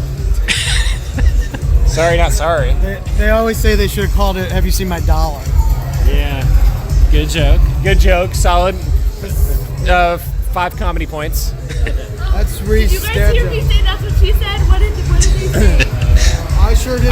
I did hear you call out Tom C. essentially for not having the song up on Spotify. By the time this episode ends, you'll probably have found it. That's true. It's yeah, true. so we're talking about the Heard That Sound with horns. Now, what we lamented when the Horns EP came out was that wasn't on there. We learned later it could only be from the first couple records, the songs that they did. But when they said that they were doing this new Heard That Sound version, I assumed it was like a new recording when it was a remixed version of the Left Coast Live track. That definitely sounds better, but still clearly live. Anyway, that's what we're talking about. It is now available on Spotify and everywhere. So Yep. And it sounds great. It sounds really good. Yeah, it's great. It was pretty much available on Spotify maybe the next day. Yeah. Mike from the stage said Spotify takes a little time. Yeah. And people were like, it's not on Spotify. Fuck you. Late breaking news. I did currently win the eBay Nice. bid for On the Cover. Nice. Well white done. vinyl. All right, sweet. Share those pictures when you get it. I will share those pics. Well done. $187 or no? $59. All right, reasonable. Which is much more reasonable than the what did I say? That was $187. The $140 million for Poking At Ya. Yeah. All right. So yeah, that was the first night. Yeah. I was just gonna say Dan mentioned that Five Iron doesn't usually vary their opening sets, but they mixed it up a little bit. Mixed up a little bit. So. Yeah.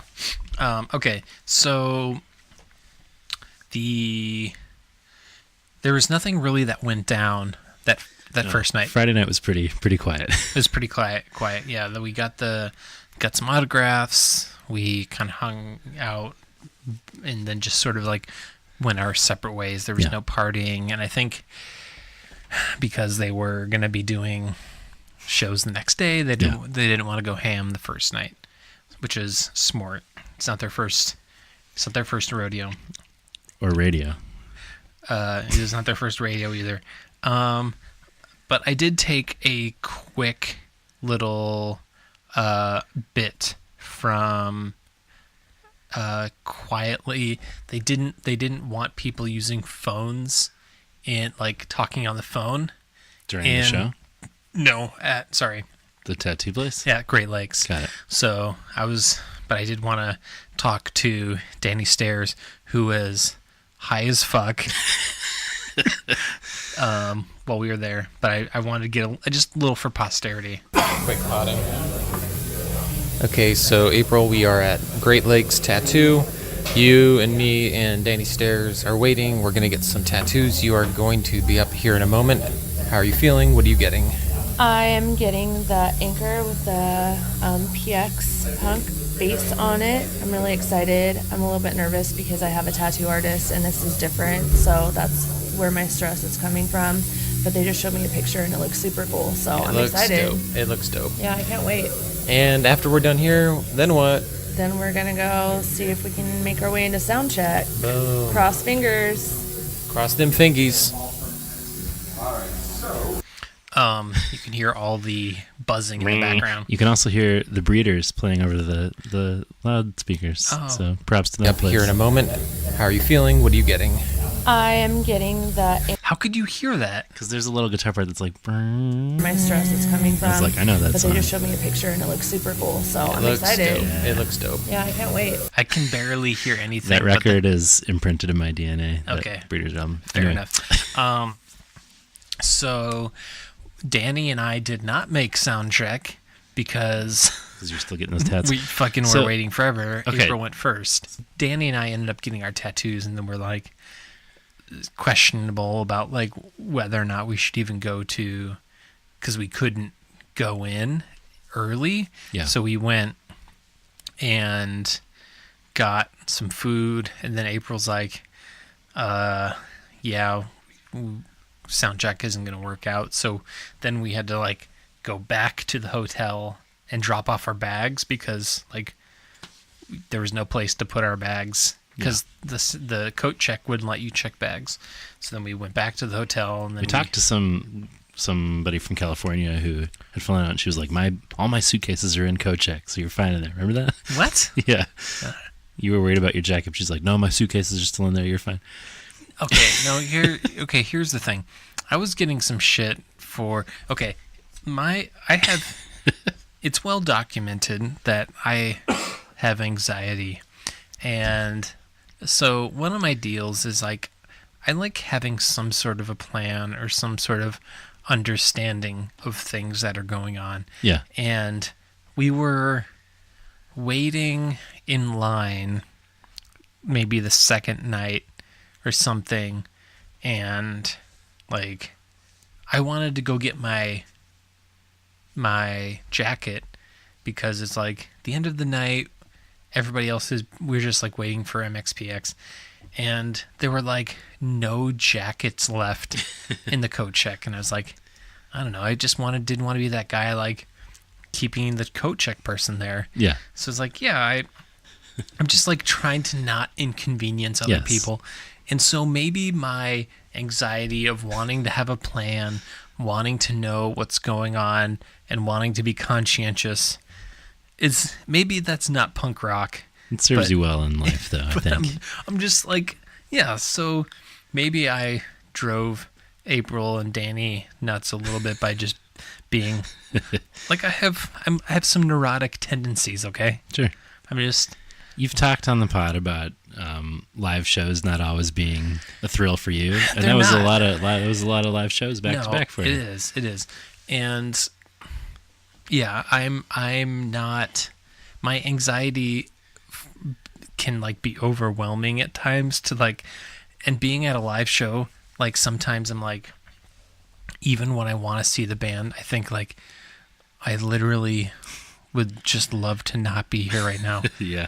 And it can be a little much, and so I tried to hang, and there was did better than I did. Yeah, I had to call it a day. Burn. We'll get into that. Self-burn. The rare self-burn. All right, so let's hit up Bottom Lounge Night 2. I don't know if this is post MxPx or post. I'm sure this is post MxPx. Let's find out. Okay, John. So second night, second show, MxPx 5 Iron, just wrapped up.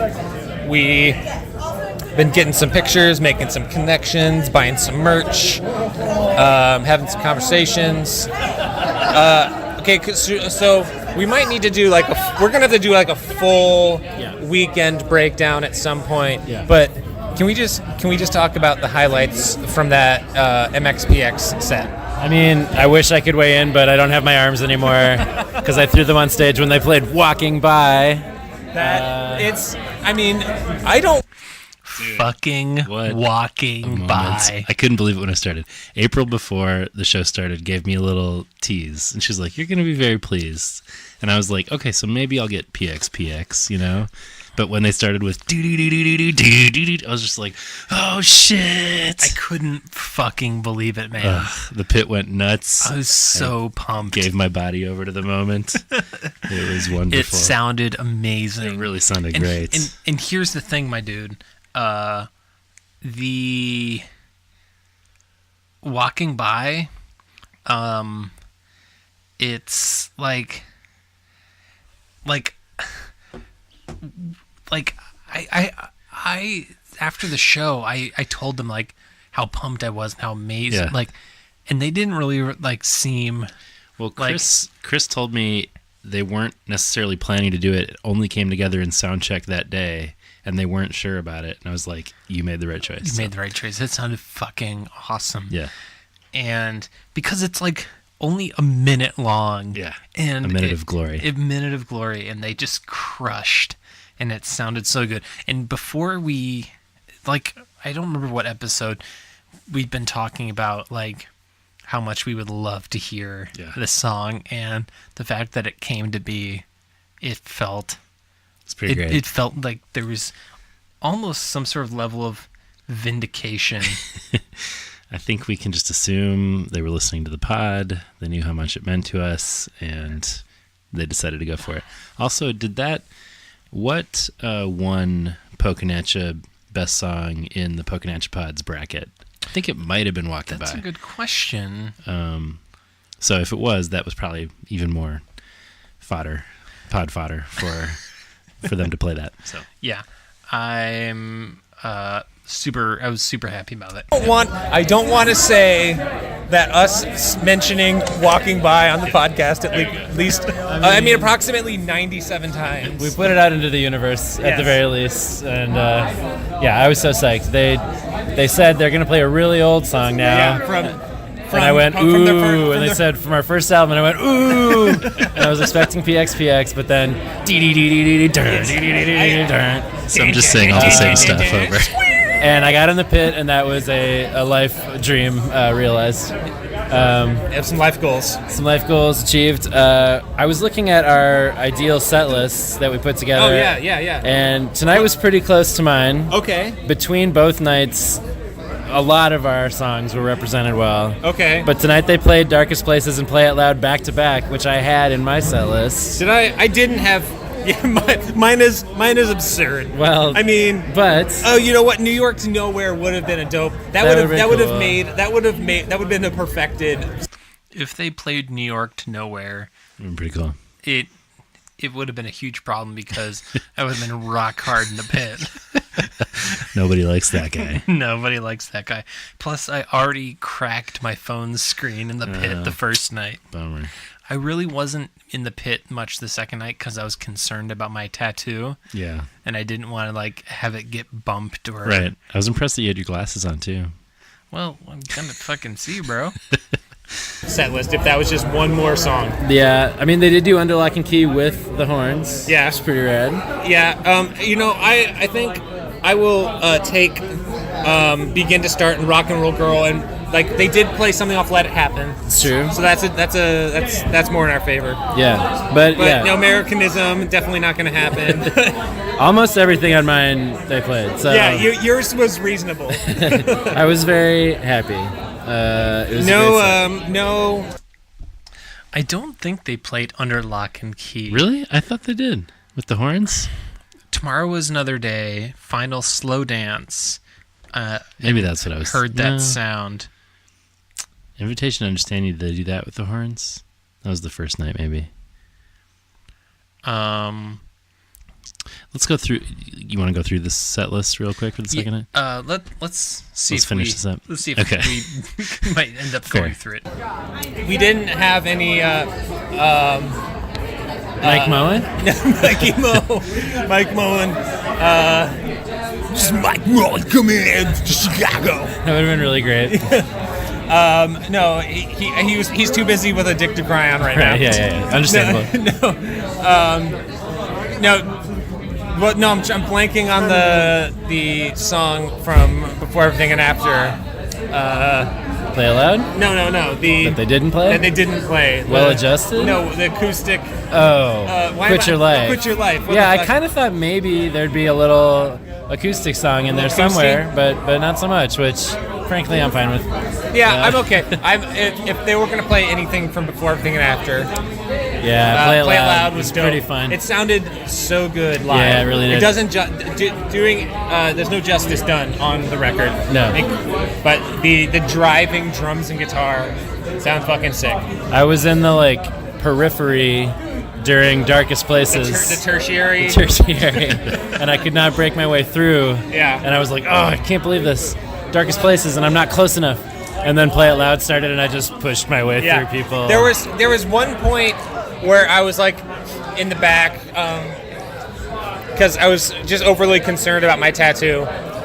Sure. But like at one point I decided I'm busting it up there, and I found you. Yeah. It was during middle name. Yeah. And we had to sing "Wat the Show." Yeah, we were Win the Pit. Win the Pit. Yeah. Wat the Show. Wimotion, Wiz my middle name. That was, both nights when they played that. Yeah. Super fun. Yeah.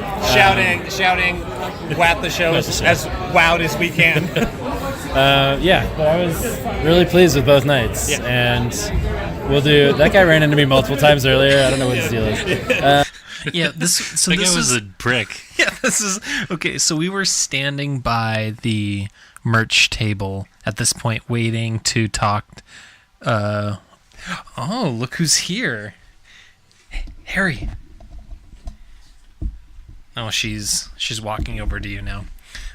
We were standing in the merch line, waiting to talk, maybe to Lenore or Andy Verdecchio or somebody. And there was this guy who was just like, fucking,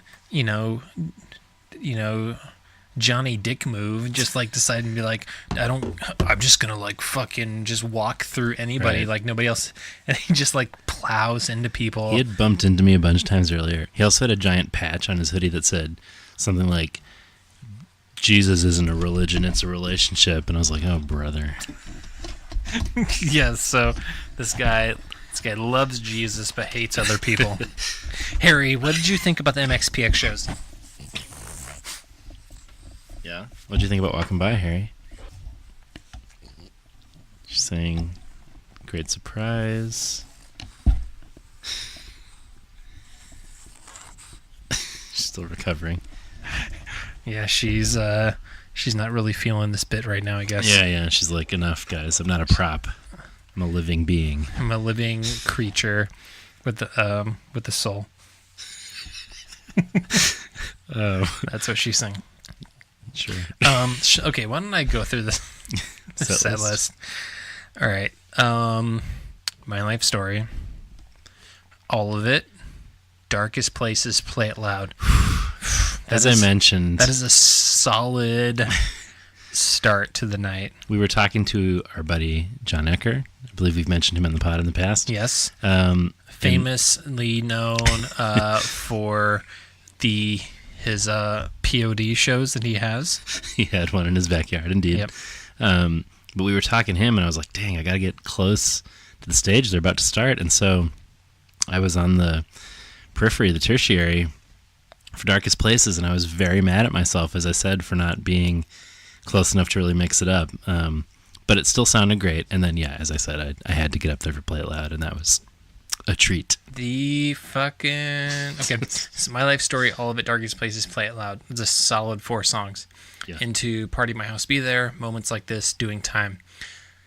I thought Doing Time in the first half of the set was a little surprising. Followed by I'm Okay, You're Okay, and then they grouped all of the horns together in one spot tonight, which I think was good. It's a good move. I was Tomorrow's Another Day, Final Slow Dance, heard that sound. Maybe Tomorrow's Another Day is the one I was thinking was under lock and key. Still a cool one to hear. There was definitely no under lock and key. That I still think an under lock and key opener with horns. Oh, no, under lock and key would be fucking because it's just like it just starts. Yeah. Ding, like everybody comes in. Ding ding ding ding ding ding. I mean, a theme fiasco in there wouldn't have hurt anything. No, but I am on the record. Still pretty good. I am on the record. Cold and All Alone. Mm-hmm. Followed by Secret Weapon. Then Walking By. This is so Walking By, Friday Tonight. Ugh. Moved to Bremerton, Mm-hmm. which I was happy to hear. It was sort of a, I don't know if you remember specifically but I remember the move to Bremerton. It felt sort of like a phoned in. Like there didn't seem to be a lot of energy during this. Yeah.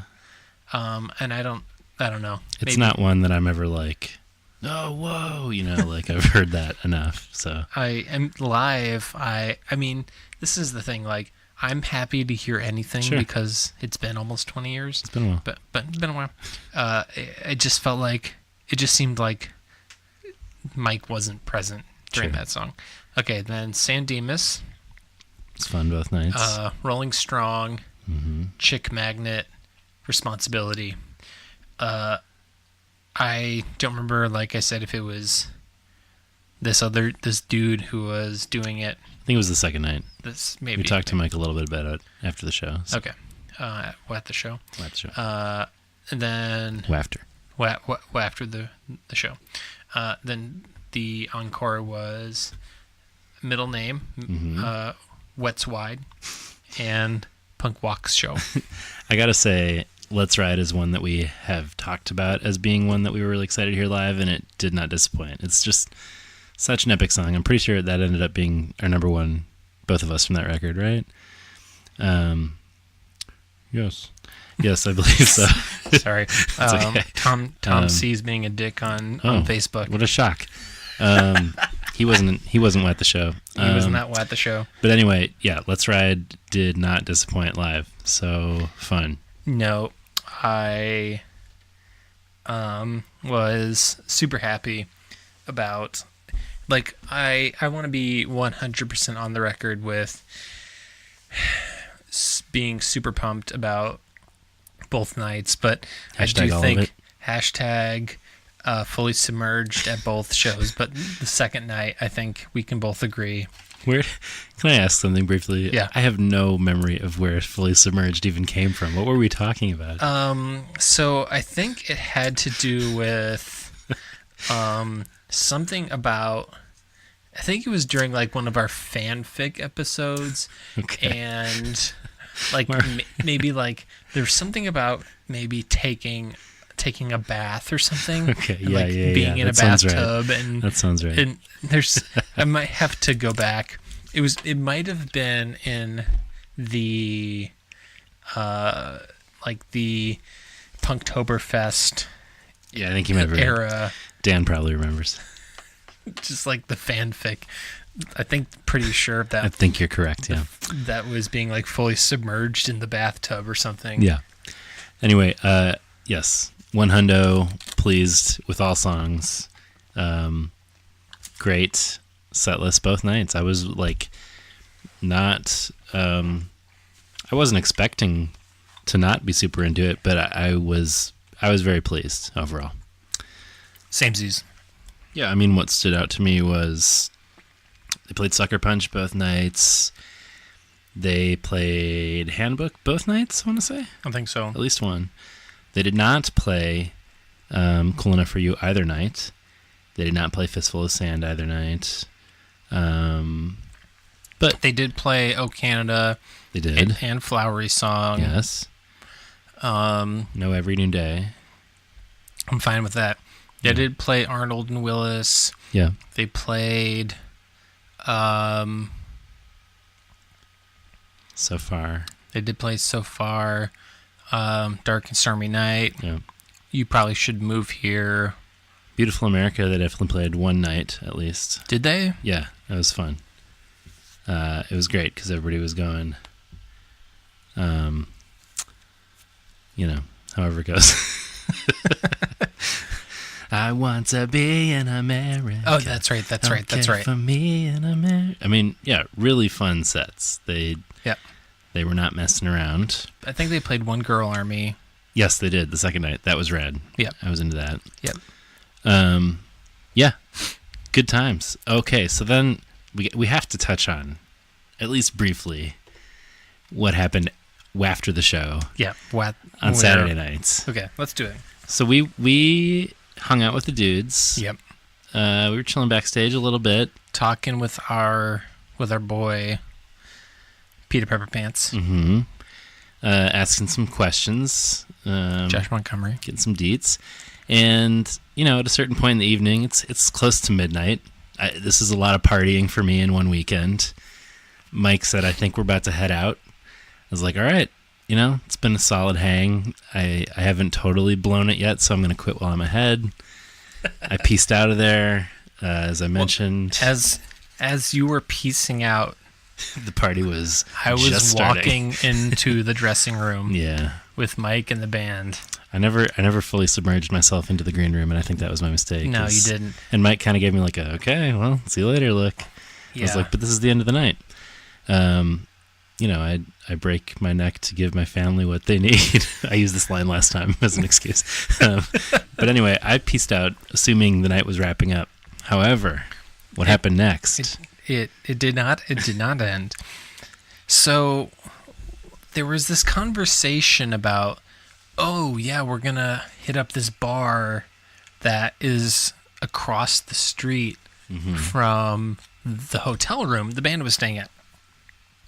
And we're like, okay. So I was like, they're giving the address to their hotel, and I was like looking on the maps to see like, all right, what's this bar? And I'm like, there's no just like bar. There's like some high-end restaurant. I'm like, that can't be what. It's not very punk rock. No. I was like, this can't be what they're talking about.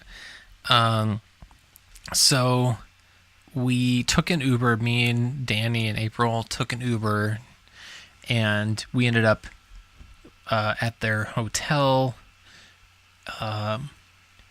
And Danny and I sort of hung in the lobby with Josh Montgomery and Leonore. We were just sort of hanging while the rest of the band and folks kind of like went upstairs, got their shit together, dropped off some stuff. And we were just sort of chatting and hanging out. And Hall & Oates came on in the lobby. Because your kiss is on my list. Because your kiss, I can't resist. Pod notes coming soon. And Leonore and I were just sort of like grooving to a little Hall & Oates. Sure. And then we started doing like little twirling, some fancy moves, and so I'm 6'2". I'm not sure exactly how tall Leonore is. Small. She's not large. She's not a large human. And she was leading. I don't know how to dance. I'm not a good dancer. You look pretty good from that video footage I saw. Yeah, Danny Stairs took a little video. But at one point, like, I was doing a twirl and I almost ripped her arm out of her socket. She was so pumped about walking by. She just needed him out. Yeah, she was like, I'm ready to just rip my fucking arms off. She's super metal. Hall & Oates. Because your kiss. So, and then the rest of the dudes came down, and then we walked across the street to this building that was definitely not a bar. And there was some young woman waiting for us by this elevator.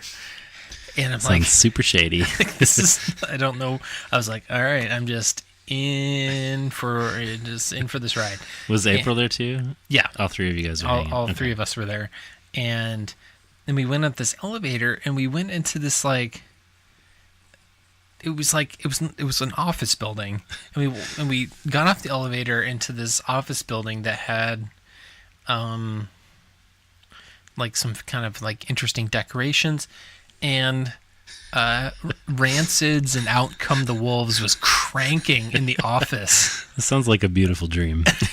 And I'm like, what is happening right now? Andrew's texting me about being in an office building, Rancids over loudspeakers, drinking out of coffee mugs. Yeah. Yeah, and I was like... I was jealous. And I was like, I don't understand where we are right now, but I just sort of walked in and there were some guys there and there were some pizzas and there was like some booze and some and like some whiskey, and I didn't know what was going on, but there was like some people that maybe had met the band the night before, sure. And they're like, yeah, like come hang out here.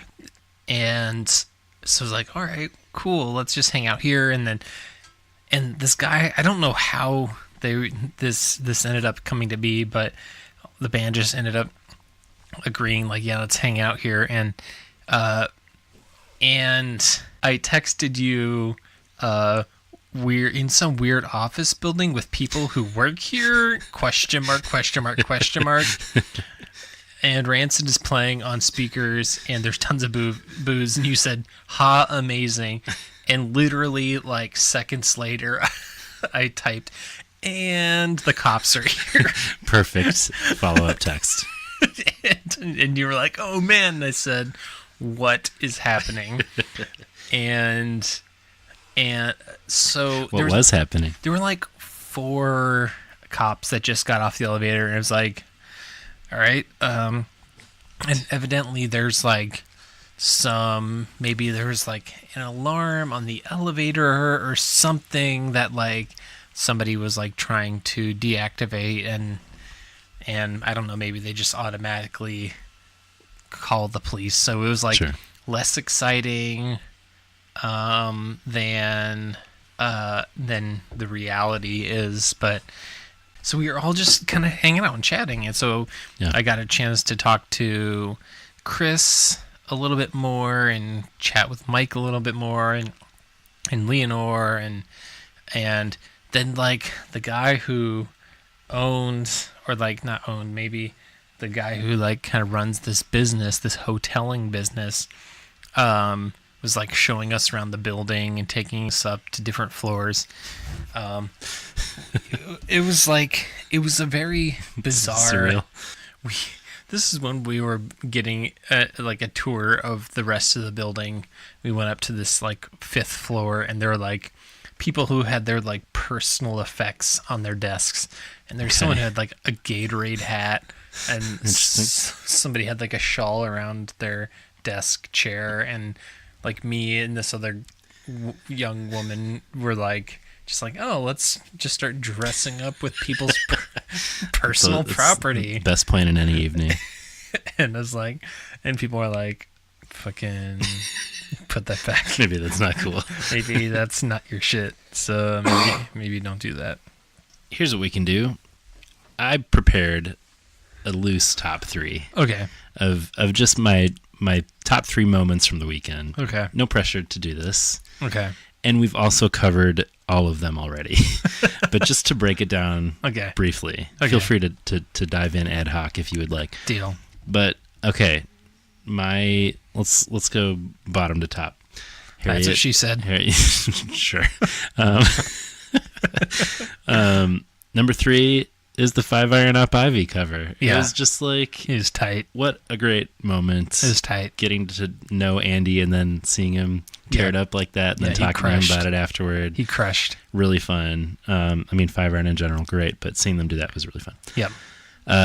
Number 2, just some of the choices from that Saturday night set list of MxPx. Walking By Live is an all-timer moment. Yeah. Darkest Places alone, I was happy, but Darkest Places and Play It Loud back to back. I feel like I've talked a lot on the show about how those are 2 of my all-time jams. Play It Loud live is a superior way to experience that song. You can crank it as loud as you want in your car. Yeah. Hearing it live without all of the overproduction and without the keys, it still, like, Chris plays some version of the sort of keys on his guitar, and the driving drums just sound so fucking good live. Yeah. So if you like if you hear if not hearing it live and then hearing it live for the first time, it's just like this sound. This sounds amazing. I feel confident that I've probably heard all of those songs live at some point, seeing MxPx throughout the years, but this was like, obviously, as you were saying, fresh appreciation for a lot of these songs live. So, and then number one, just getting to meet everybody, as we said. So many great people, getting recognized out of nowhere by people, talking to people briefly who I would have liked to talk to you more, meeting people at the meetup.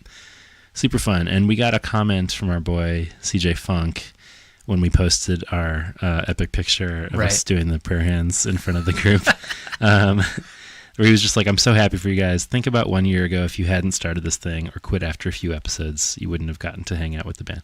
And like, yeah, I've said a version of this on the pod before, but like, thank you for bringing me on this crazy journey. Yeah, man.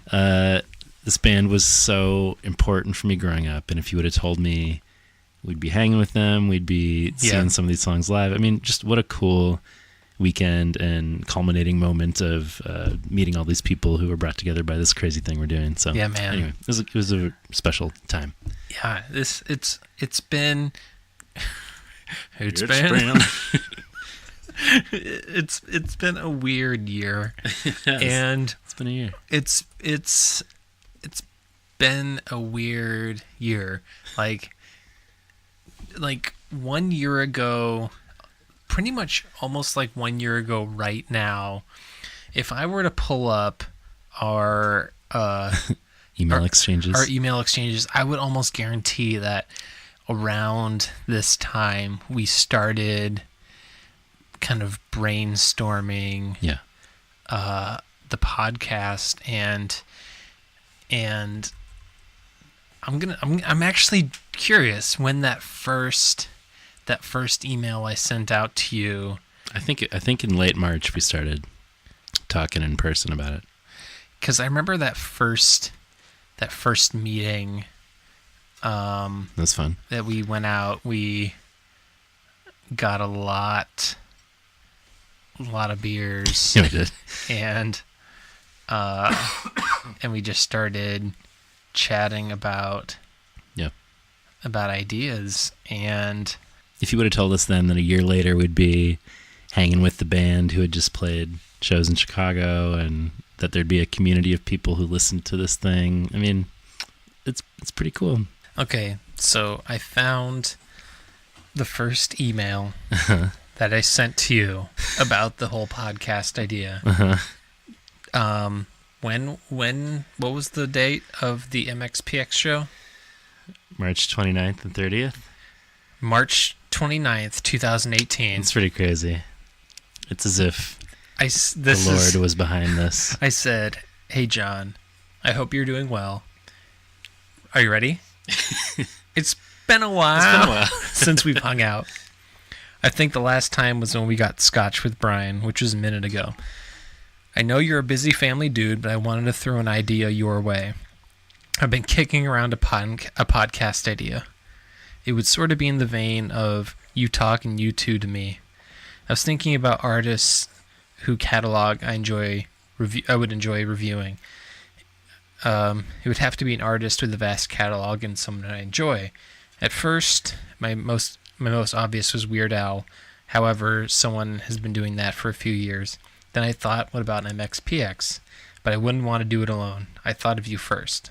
Aside from us both being pretty much raised on Christian pop punk, I think we could also have some interesting conversations about politics, religion, pop culture, nerdy stuff. If this is something you're interested in, let me know. Maybe we could grab some beers and discuss. And your response is, hey man, I love this idea. I'm not sure how much time, energy I'd be able to dedicate to it in what's been the busiest season in my life ever. Though people assure me it will get better, please. But it does sound really cool. Maybe we could get together sometime to talk about it. Thanks for thinking of me. And the rest is history. The rest is history. That has all borne out, where you do everything and I ditch our events. No, but I think it's totally amazing that exactly a year. The exact date that I sent this email. Yeah, it's pretty crazy. And then 1 year later, we're at an MxPx show. That's pretty cool. It's pretty cool, man. Doing this, but also just like, I'm not sure how much time. And then after like hours and hours. So many hours. Yeah. Fair. And just some of the early conversations that we're having about just like throwing ideas around. Yeah. I was like sending you a lot of emails, and I said, what if we started it off by saying this is Yelling Podcast and play a snippet of Lifetime Enlightenment? Kind of silly. Just throwing out ideas. I probably said perfect. You said, I love it. Wow. Oh, and then I did the mocked up Pokenetch punk faces. Oh yeah. And just look how oh man, we should post this next to our current logo and just be like, we've come so far. We've come so far. That's a solid first attempt. It's a little rough. yours looks pretty good. Yeah. I feel like yours is better. Mine looks pretty rough. Your face is not that large in real life. IRL. But I feel like I did a pretty good job with yours. I'm happy with it. Yeah, my face looks. We needed some mousy socks and some MxPx memes to really bring us to where we needed to be. Yeah, we did. Yep. Well, anyway, what a journey this has been. What a journey. And here's the crazy thing. We're talking April 11th, 2019, pre-season 2. Yeah. Where we will be doing our newest podcast ever. Yeah. Where we'll be talking that 5 Iron. Where will we be a year from now? It's really hard to say. Chilling in Reese Roper's hot tub, having just recorded a new song with them. That's true. We'll be high-fiving Scott and, slapping asses with Micah. I don't know. Sure. Yeah, why not? Doing some fist bumps. I don't know. Yeah, the world is our podcast oyster. Yeah. So is that about it? Maybe we should wrap it up. Let's wrap it up. This might be the first episode where we have had actually like no music. Yeah. I mean, we could throw in the voicemail bumper if we want. Well, what about I got something for us. All right. Well, we thank you all for going on this journey with us as well. If you want to continue that journey on the social medias, you can do that over on Instagram, Twitter, and Facebook. Social medias. This is like me trying to make Screeching Weasel's abbreviated band name The Wheeze. The Wheeze, yeah. If you want to juice with The Wheeze, head over to our socials. You can also hit us up on the Meads. Hit us up on the Meads. Follow us there. You can rate and review us or subscribe wherever you get your podcast. 5 stars only, assholes. 5 stars, please. We're at 4.5. We'd really like to bump it up to the full 5. It helps people find us. We got a not great review recently that said something along the lines of 3 hours and barely any MxPx, hard pass. Which, fair enough. It's not. You're not wrong. Accurate, but like this is our podcast. Also, I think we could argue that this entire episode was almost all MxPx. All MxPx. Hey, if you like 3 hours MxPx, this is the app for you. Yeah, right, bro. If you would like to email us, yes, you can do so at magnifiedpod@gmail.com. Hey, you can also leave us a fucking voicemail. Yeah. What are we, Mike Herrera over here? Oh, hey, we Mike Herrera. Hey, what are you, Mike Herrera? Oh, boo. Voicemails. Hey. 872-762-4763, 8727-MAGPOD. You can support this crazy venture over at patreon.com/magnifiedpod. We're not going anywhere anytime soon, haters. That's right. Pick up some of those t-shirts and, coffee mugs and bags over at magnifiedpod.storeenvy.com. I'm wearing that hoodie right now. Beautiful hoodie. Boom. I wore my t-shirt to the show just, maybe I'd show that to somebody at some point, but I never did. Cool. Good story. Anyway, on the next episode, we're not totally sure. We're going to be diving into season 2 at some point here. But in the meantime, we got some other ideas. And whatever we do, it'll be about time for a podcast at our house. And it wouldn't be the same without you. So join us, won't you?